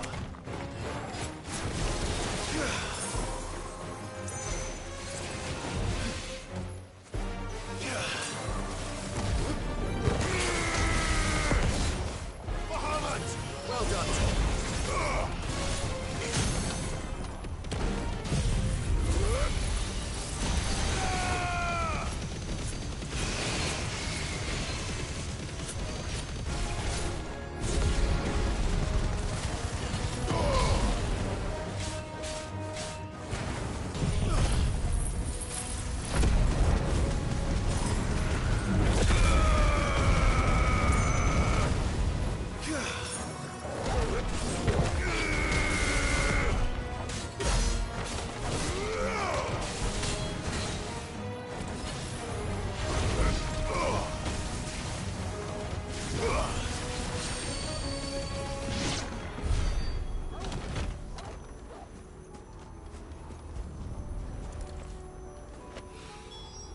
That's all of them.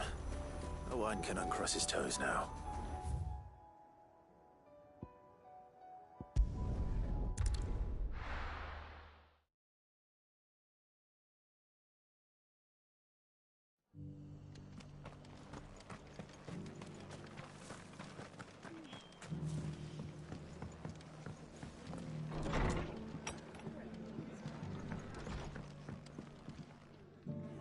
Ah, Clive, I was just about to send for you. I'd like you to take something. Seeds, I'll keep, but if he's as of they've lived small, and if you're so wait. All right. There.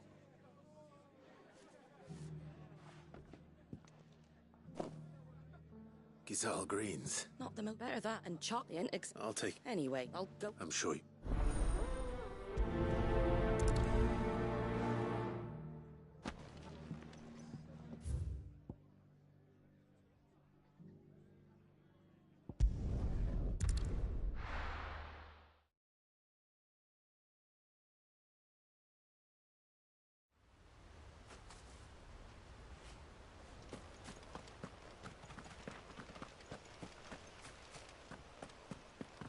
I heard the Guardian saying we're supposed to grow.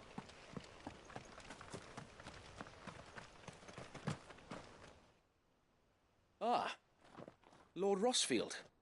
What brings you to Eastpool? A delivery.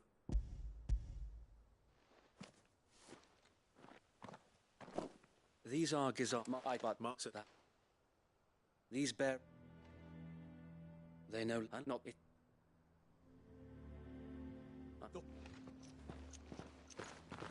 They're coming. So yeah. The Horde. A Kashek. A very No. What you said. You're right.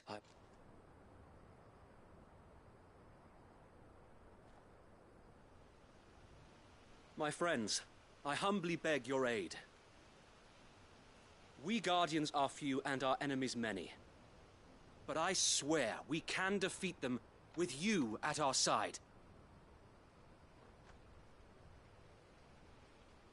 You would send us to the slaughter. To serve as bait for those fiends so that you and your men might be spared. And to think we trusted you. Say what you will. A home is not worth dying for. But it is worth fighting for. Sir Wade fights to give you lot a chance.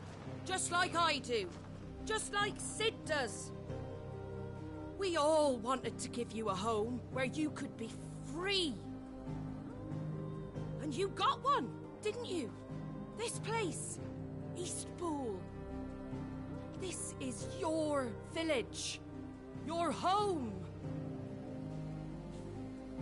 And if you don't fight to protect what's yours, you'll lose it. You know I'm right. This world wants to take everything from you. Everything. Your homes, your freedom, your very lives. So then, are you going to stand by and let that happen to you? Are you going to accept fate like good little Bran did and die, having never stood up for yourselves?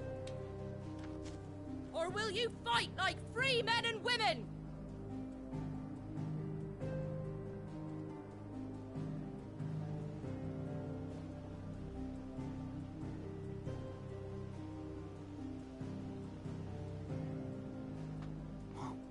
What are you doing? All right. Give me a sword. I never dreamt I'd have a home of my own. And now that I have, I don't want to lose it. I will protect what's mine, or die trying. We all will. Free men and women, fighting together.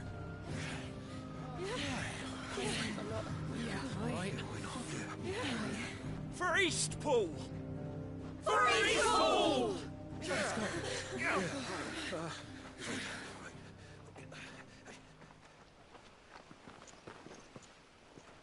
Thank you, Martha. Don't mention it. Just promise me one thing. That you'll show them how freeborn fight. Gladly.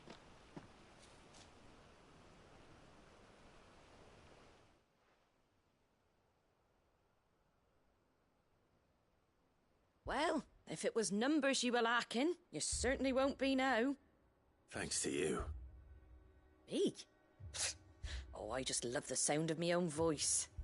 Lord Rosfield, my lady, we're ready. So what's the plan of action? We'll divide our forces into several small detachments, each made up of guardians, bearers, and guards from the rest. These will position themselves at strategic points around the village. Upon engaging with the Akashic, each detachment will keep the creatures occupied as best they can, steadily retreating all the while. You're going to lure them into the village? I am. We will have neither the time nor the resources to treat the wounded, so injuries must be avoided at all costs. Instead, we will focus purely on defense at first.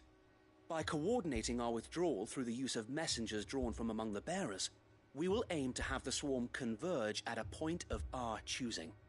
With luck, that point will be the village square, the perfect place for our most able warriors to surround them and fall upon them, and for you and I to finish them off. A sound plan, but one that'll require a leader with a cool head and strong nerves to coordinate the retreat. I'd say you have both in abundance, await, but you'll be needed. Please, leave the last of the fighting to me. Ha! And let you have all the glory. Sir Wade! They're here! Then you know what we work each sheep for a For Rizet! We've no time. Suppose we'd better do... Right.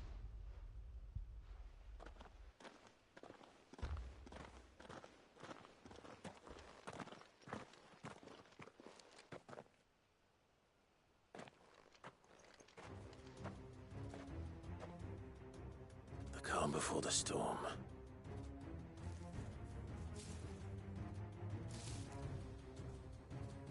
And here it comes. I will not let this village fall.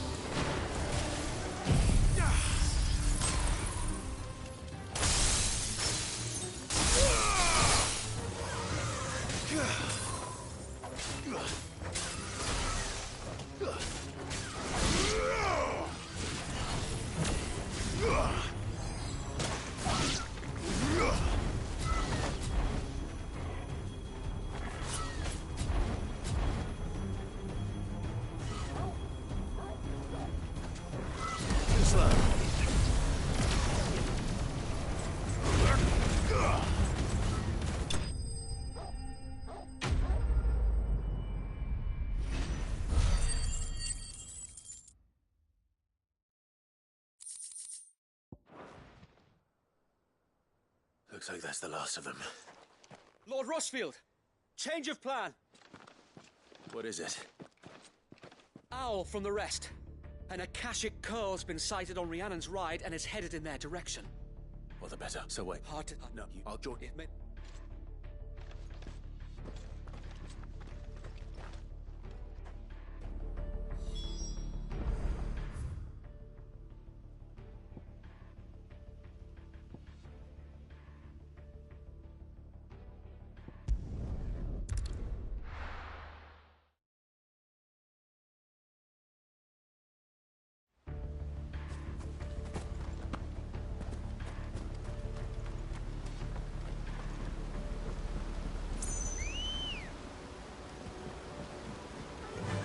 I needed that.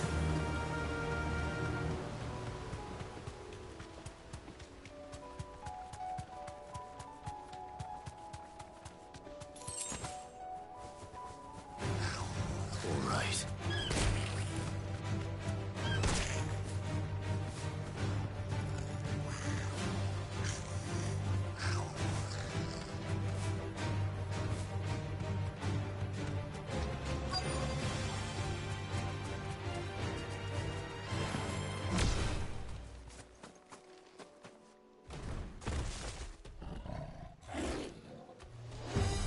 There it is.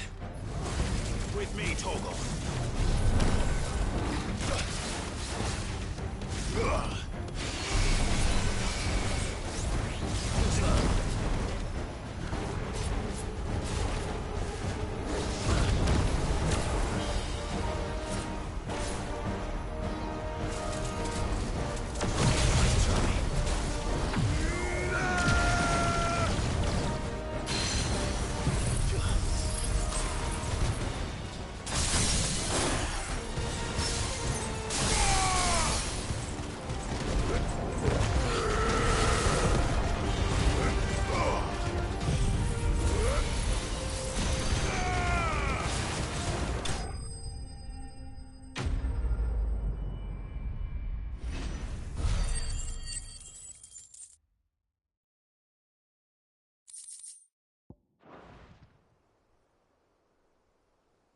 All right.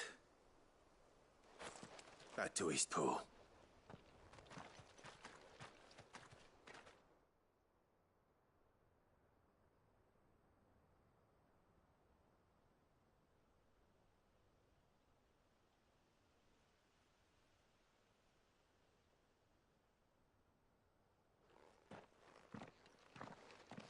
Lord Rosfield, the cut is... We... Thank you. You... We're this down? This...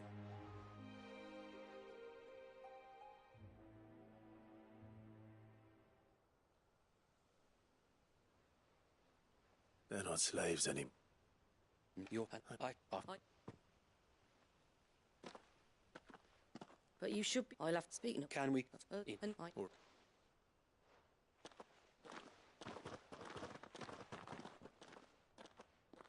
Lord Rosfield, clearing the since that when the but ever to be a know that... So you have... I know that... Andy. Thank you, I know that...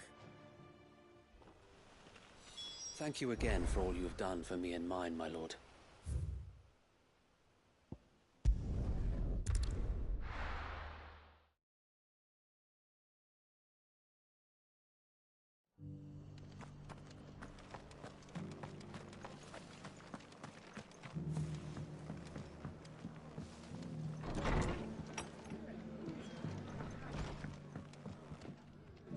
hero return. It's lucky. Not only did my... I just did. And its own. Take it. Thank you, Martha.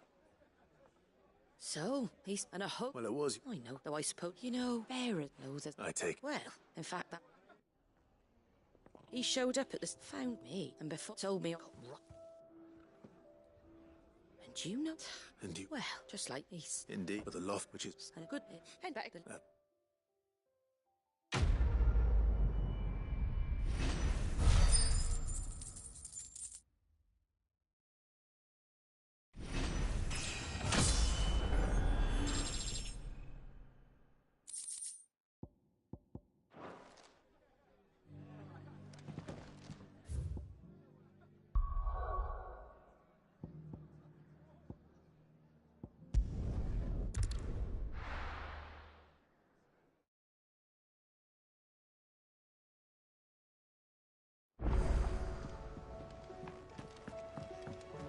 Come back.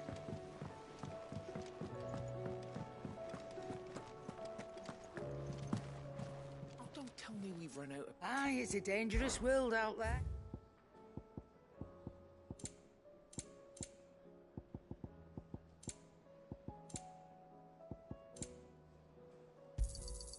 You're rubbing me blind, you know.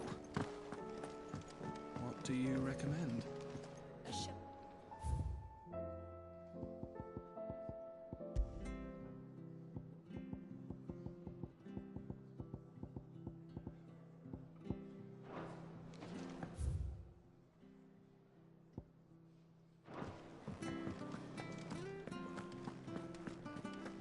The stew's awfully...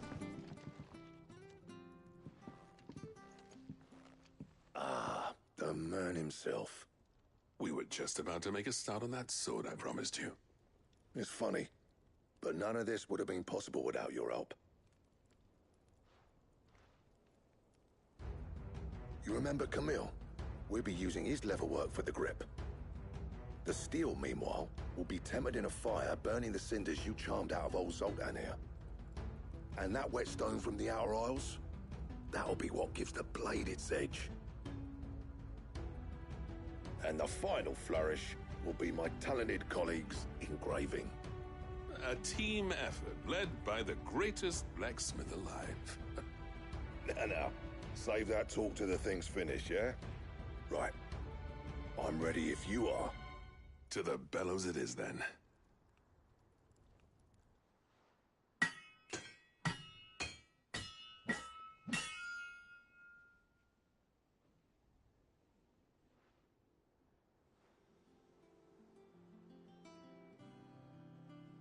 Well, bugger me. We actually did it.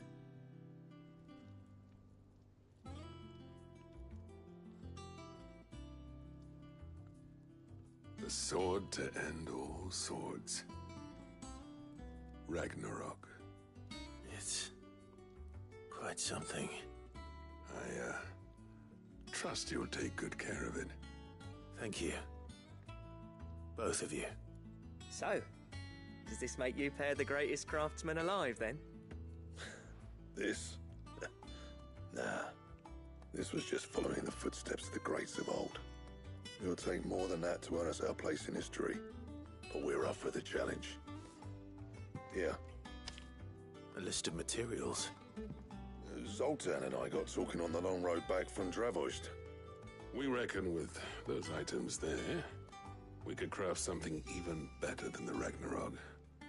Something worthy of a legendary outlaw like yourself. That's a weapon I'd like to see. You leave this list with me. I was hoping you'd say that. One legend at a time, eh, lads? Before you start on the next, who fancies raising a cup to friendship reforged? Good idea. No more drinking to forget my past. It's about time I had something to celebrate. Then tap the kegs! Vulcan's boys are on their way!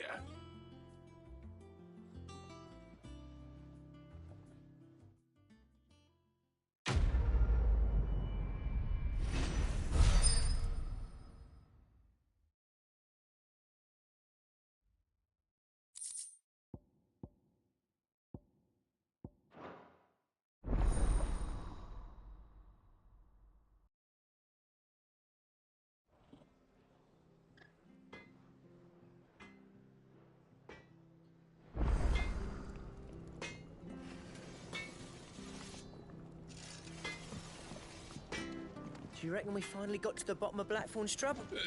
No need to thank me for the sword. I'm...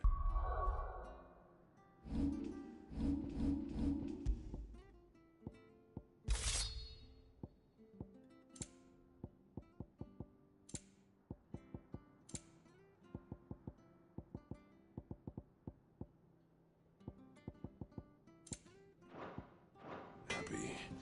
Just...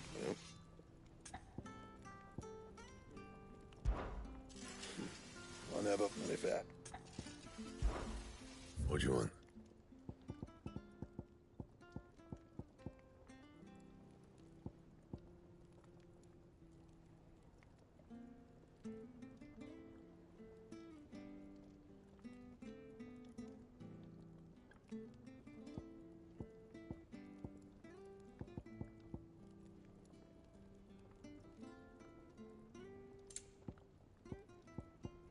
Don't waste my time.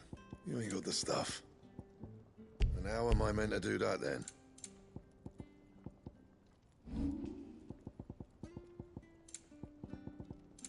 That it? Fine. The stew's Oh, what do you expect? Farmers are abandoning their fields. Clive. Going purse weighing you down. Is that all?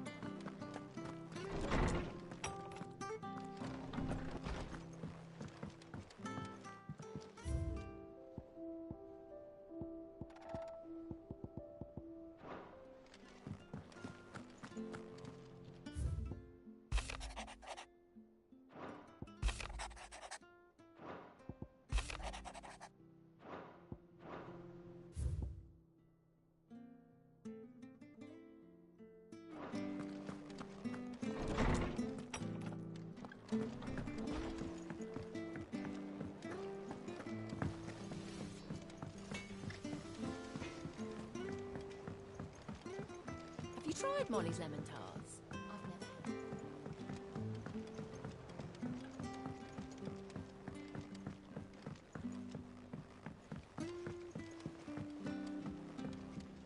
Canva lost?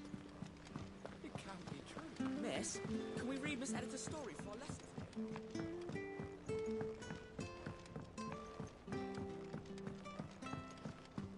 How was she? The Enterprise. Ah, Sid. Wasn't expecting you back so soon. So, is it good news or bad? Good, thankfully. Oh.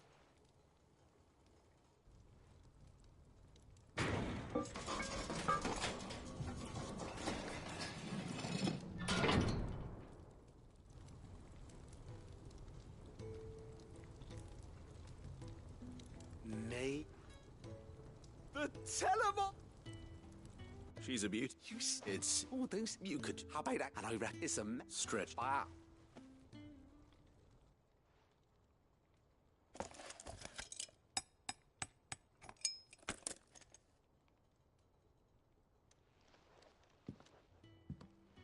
So...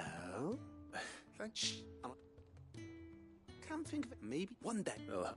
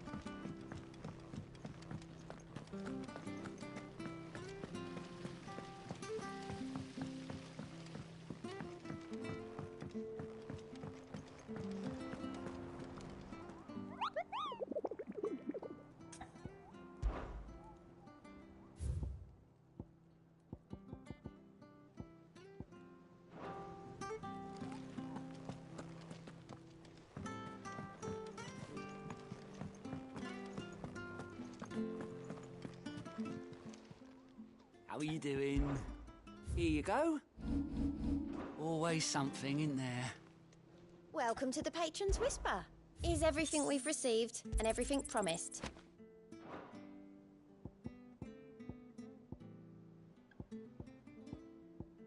Come again. I may have more for you.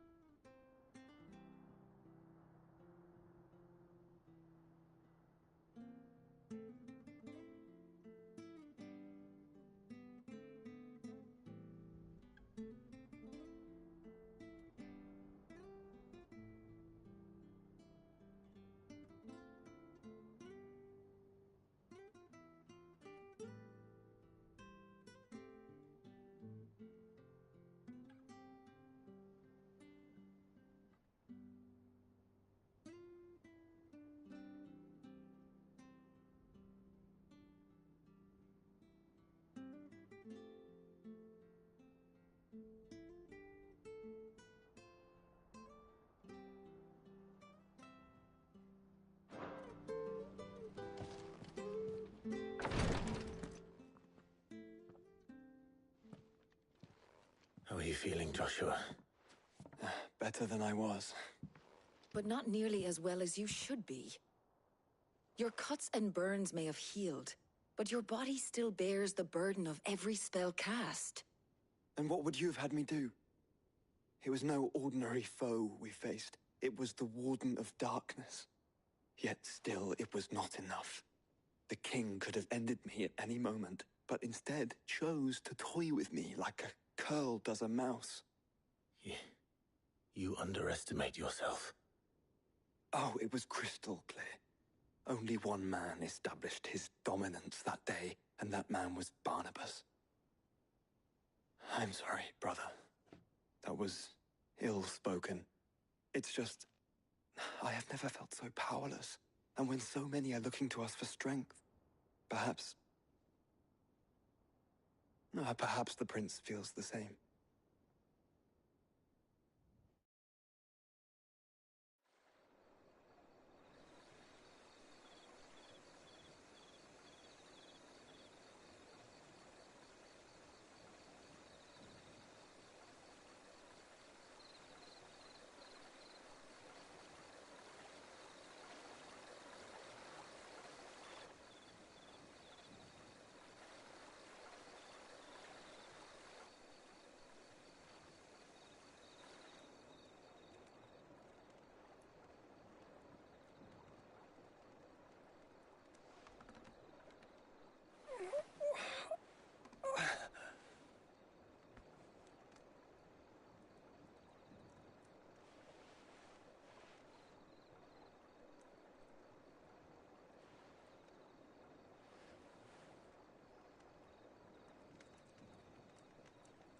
What is this place?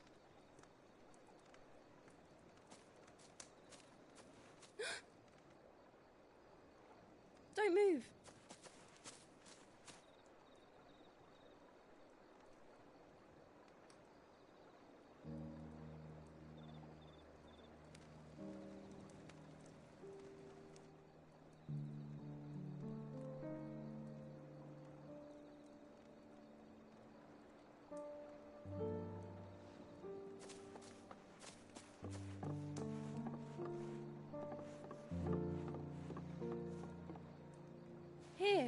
It's fresh from the well.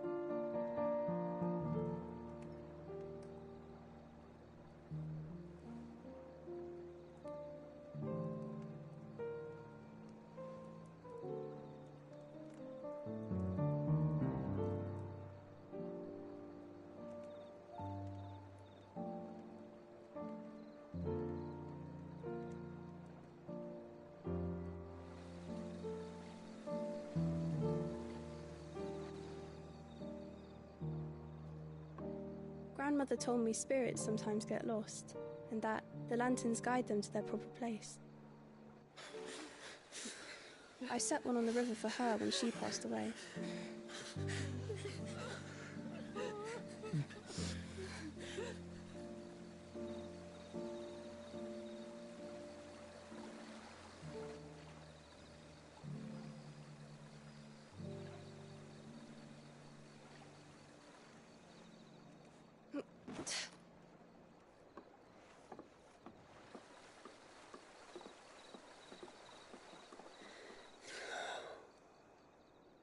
The fiend works from the shadows. Was it you who guided my hand then, Ultima? No, not you. This is my doing, my fault, my sin to bear. And for it, I must atone. Your hurts are healing nicely. It was my poultices that saw you well. You make them? And sell them, or try to. Earns me enough for bread, most days. Forgive me. I have nothing to... I know, but I couldn't just leave you lying there.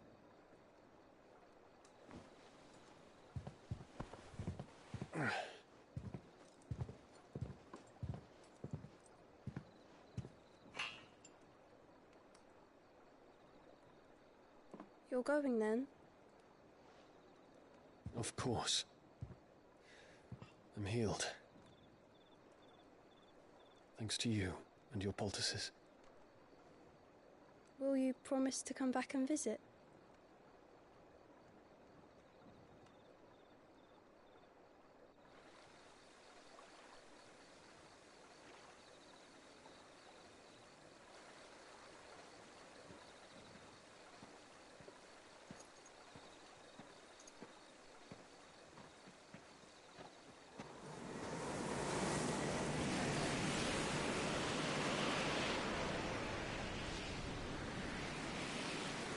Well, Phoenix, it would seem that I owe you my wings.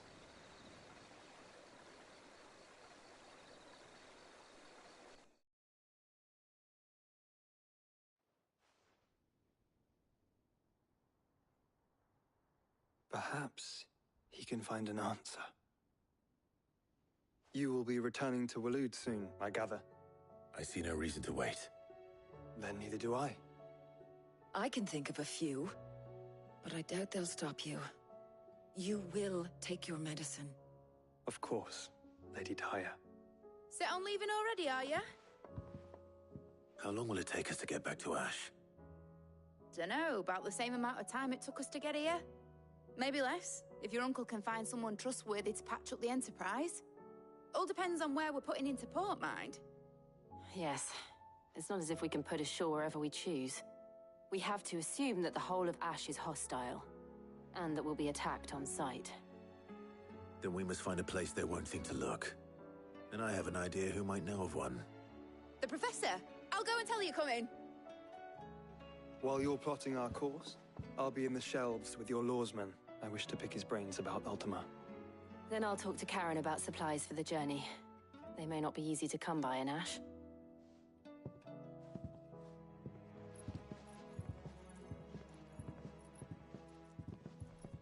Your brother's body won't take much more of this recklessness. You know that, don't you? I do.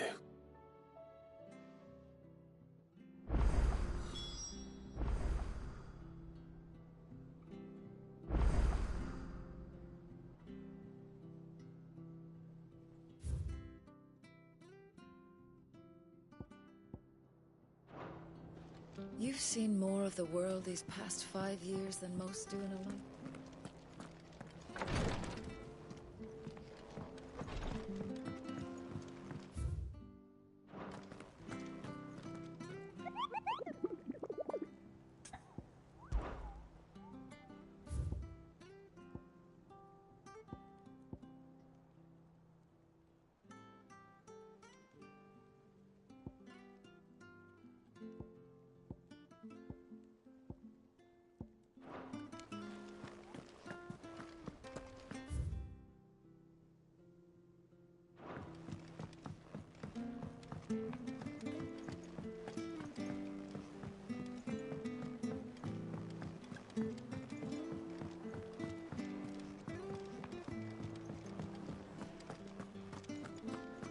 The stew's awfully thin these days.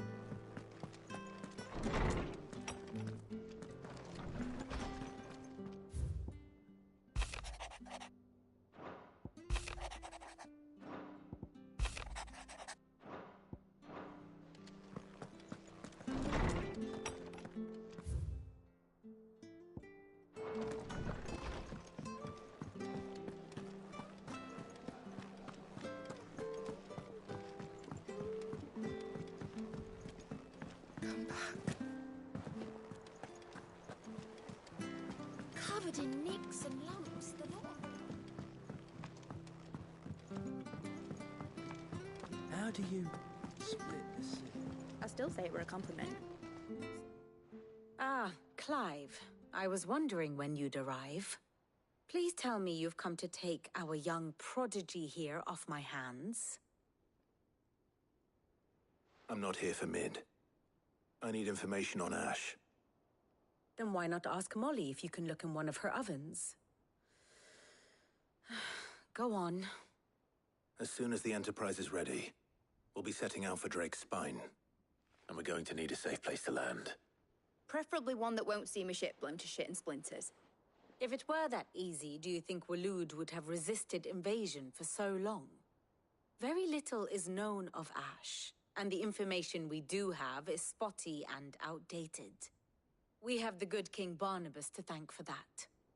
Waloed's borders have been closed to outsiders since the day he seized the throne. If there is anywhere safe to land, you won't find it on my map. Then tell us what we will find.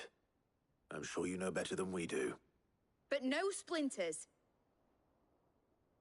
All right, if it will get you out of my hair. But interrupt me, and it's over. Understood?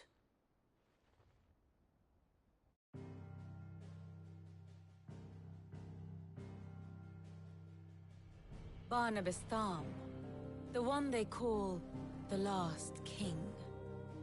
Understand him, and you will understand the kingdom of Waloed. Barnabas was only a boy when he arrived from beyond the southern seas, and barely a man before he united the ragged tribes of Ash. And having unleashed them upon the formidable Veldamark, he set his throne upon the ancient kingdom's ruins. The victory sent shockwaves around Valisthea, tales of Odin's might spreading through every court, parlor, and drinking hole in the realm. Note that this was in the year 843, and that the king still sits upon his throne some 40 years later, quite untouched by time. Waloed's recent inaction left many wondering if Odin had lost his appetite for war. And yet here we are. The Einherjar was committed to the fray, a bold declaration of intent. Orcs swarm around Drake's Fang, and throngs of Akashic haunt Canvas streets. Though how precisely the havoc they wreak serves Waloed remains unclear. Regardless, if the order to attack truly came from King Barnabas, then one thing is certain. Waloed has achieved the impossible, and made bedfellows of beastmen and the ether-addled alike. All of which is a roundabout way of saying that you will be in unknown territory when you set foot on Ash. Much of the continent has already been lost to the Blight, and what few ports remain will be fiercely guarded.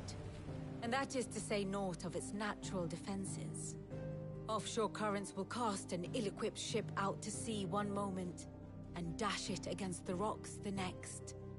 But then the Enterprise is anything but ill-equipped. And Mid has made land there before. Now, if only there were someone with an intimate knowledge of the Shadow Coast, and where a daring gentleman might put ashore.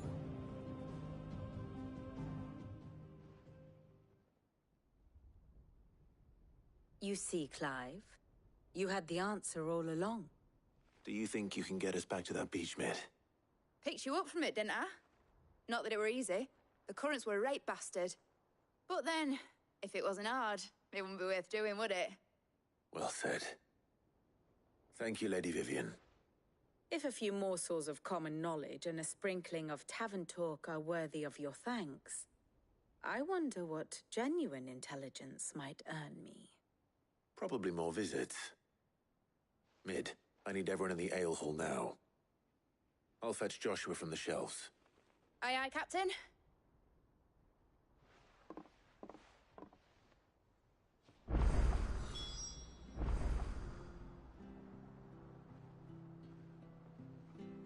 Clive, what is it that you wish to learn? Study it well, Clive.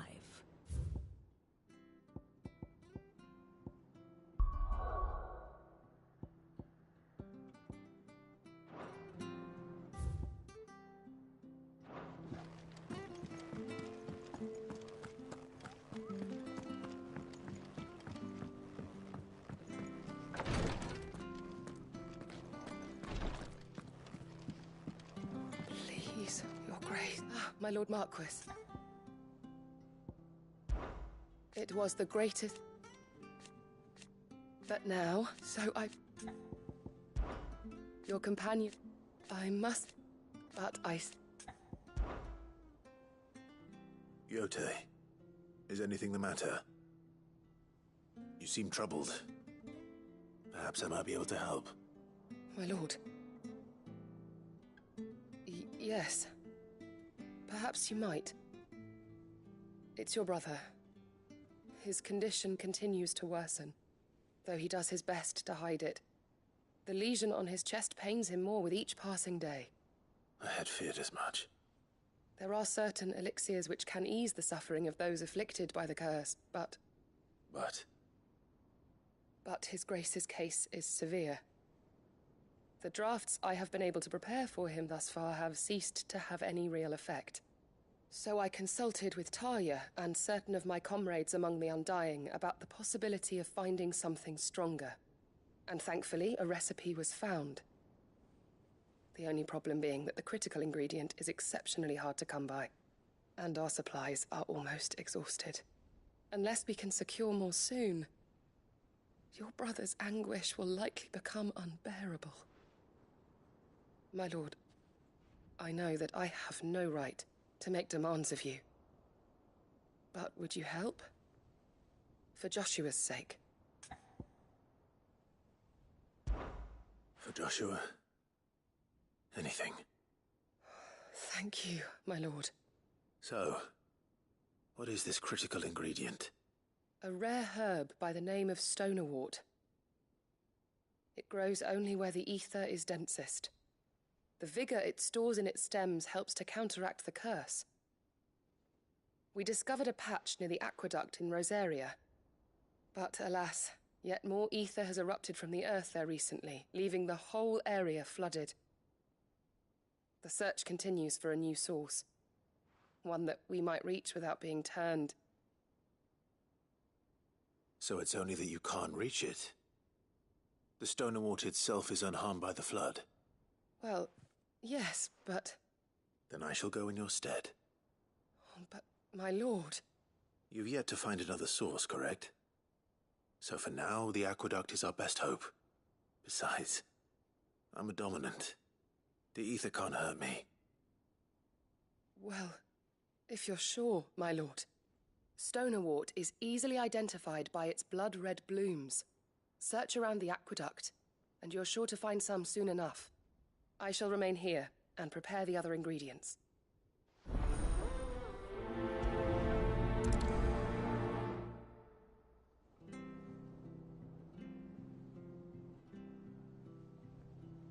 I had only thought to ask for your assistance in finding...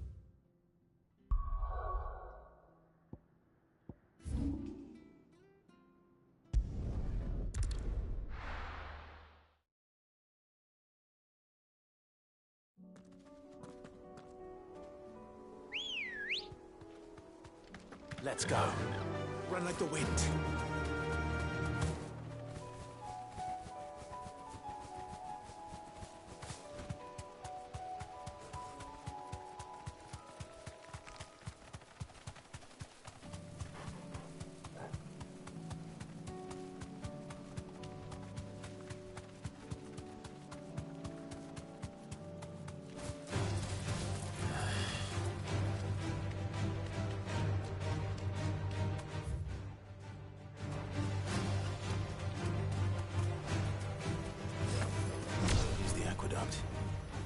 Now to find our stone wart. They mention blood-red petals.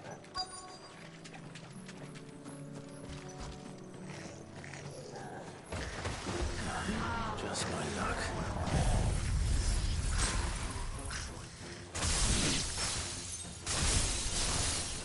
Well, I won't be picking anything till they're gone. There's only one thing for it.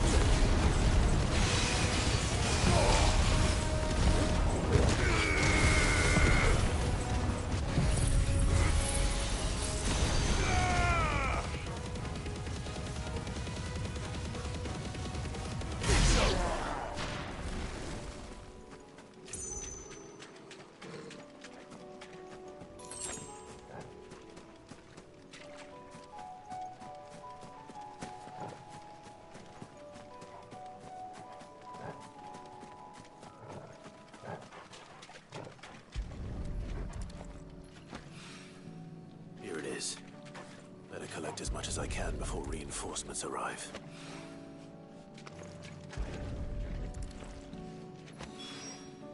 Right. That should do it.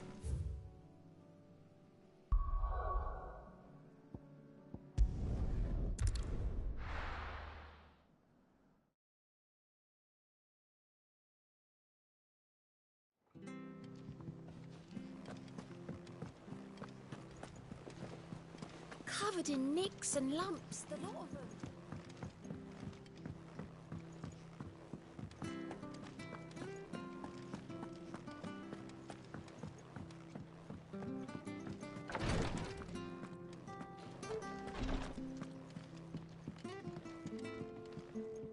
Yote, I brought...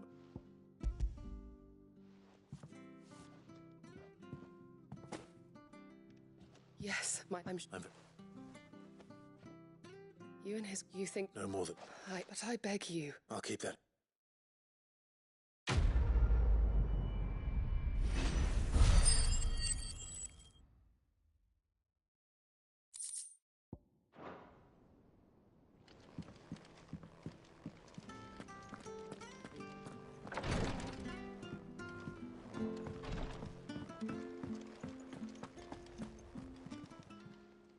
How are you doing? Anything catch your eye? Always something in there. How may I help you today, Clive? You earned this. Best of luck out there, Sid.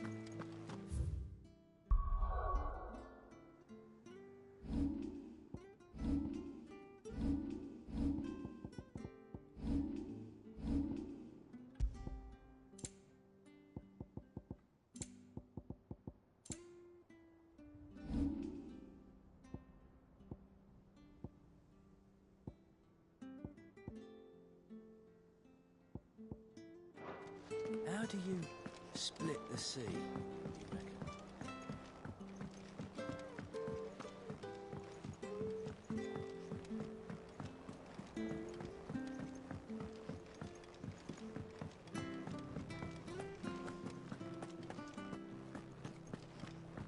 Oh, don't tell me we've run out of... Still alive, are you? You'll not find a better price than that. It'd better all be here. You're rubbing me blind, you know. You look like you could do with a drink. Honestly, Sid, you're too nice for your own good. Do you hear that, ladies and gents? The next round's courtesy of the realm's most benevolent outlaw.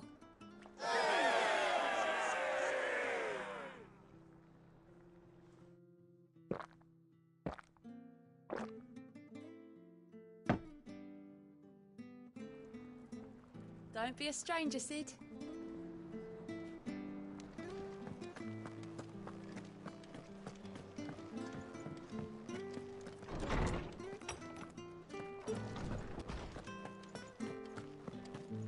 I have no reason to assume. Clive, you must listen to this. Lawsman, tell him. Do you recall when we spoke before on the divinity of Ultima?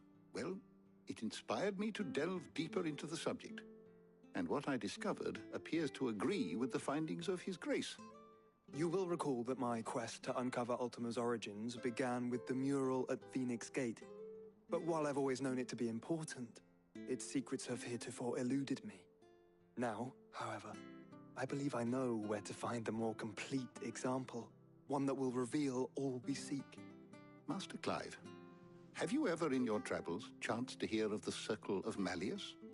I would think not, few have.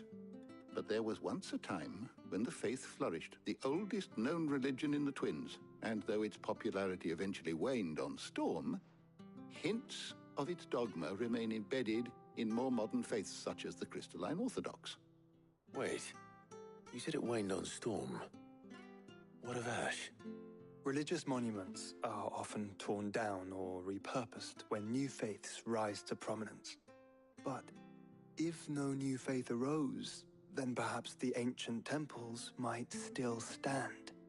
And so, you see now why I must accompany you to Waloed. It would appear the past still has much to teach us, though in this case, it would not have been possible without the musings of Moss. To think that you carried a copy of my old mentor's chronicles all along. I am relieved to discover it in good hands. I shall guard it with my life. Joshua, if you're finished here, join me in the ale hall. I need to speak to everyone before we leave. Right away.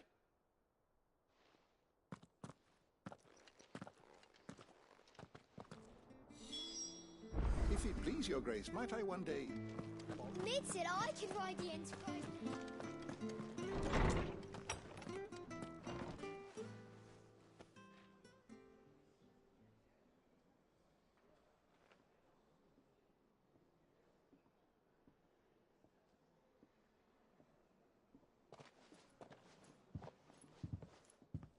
My apologies. By now you've all heard where we're going and why. So I won't bother you with the boring details, only the important ones. If we attempt to approach Stone here by sea, there's a good chance we'll be sighted and fall prey to the capital's artillery. So instead, we'll disembark on the southwest coast and make for Drake's Spine on foot. I say we, but it's highly likely the entirety of Ash is under the rule of Ultima. A large party would only attract unwanted attention, as well as slow our march and require supplies which may be difficult to obtain. Only Joshua and I will be going. And a scout. Preferably a good one. Gav, do you know of any? You bet your ass I do. Might still borrow some of Lady Vivian's maps, though. Just in case, like. Once you've dropped us off at the Shadow Coast, you need to retreat into neutral waters, fly merchant colors, and stay inconspicuous. If you sense any danger at all, you leave us behind and return to Storm. Inconspicuous is my middle name. But like hell am I leaving anyone behind. The ship ain't going nowhere till your scurvy mugs are smiling on deck. Jill, the Enterprise will appear a tempting target for royalists and pirates alike. You're to stop anyone boarding. Don't worry. I'll keep the ship and her crew safe. You'll be needing passage home, after all. But... very well. If there are no questions, I'll see you all at the docks.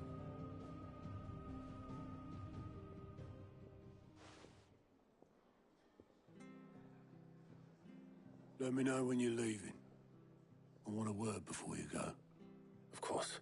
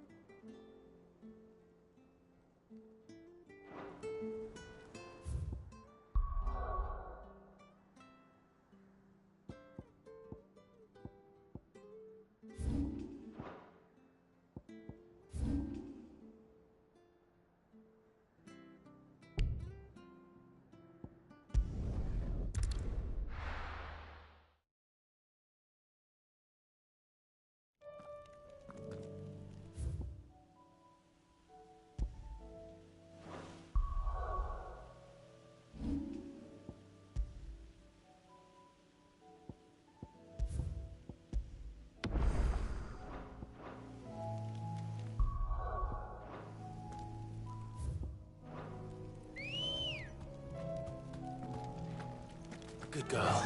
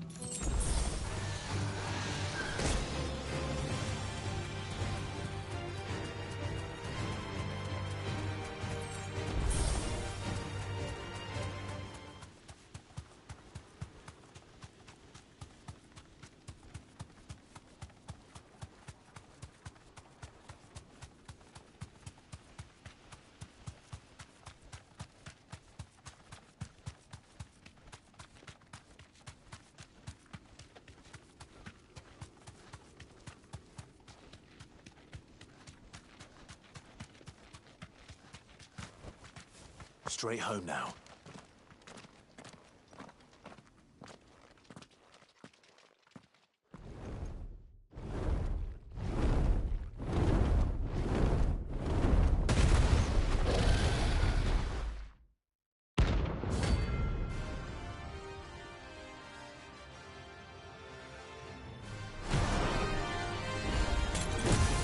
Found her.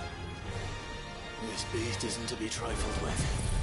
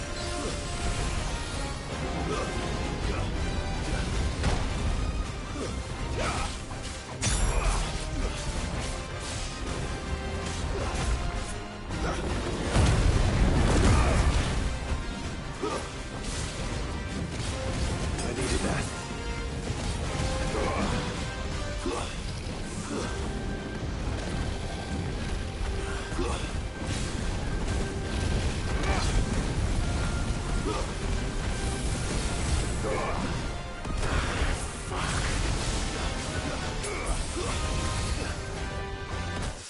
me.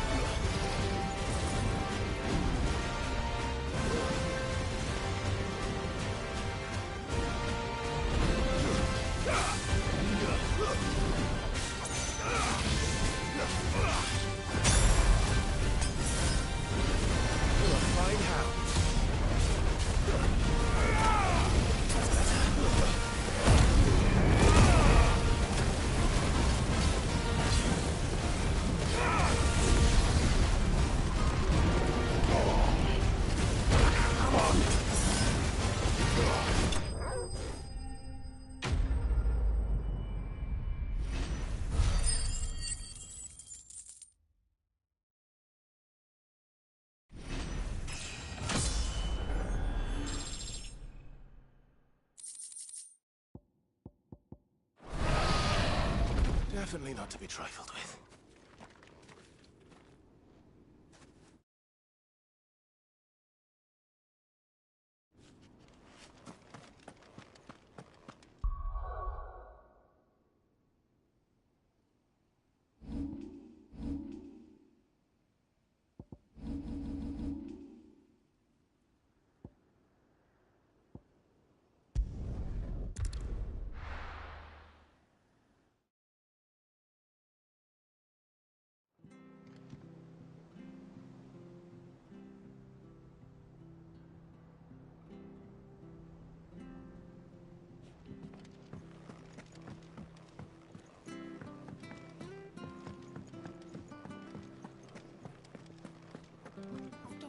We've run out of pepper. Clive. If you're gonna buy something, be quick about it. It'd better all be here.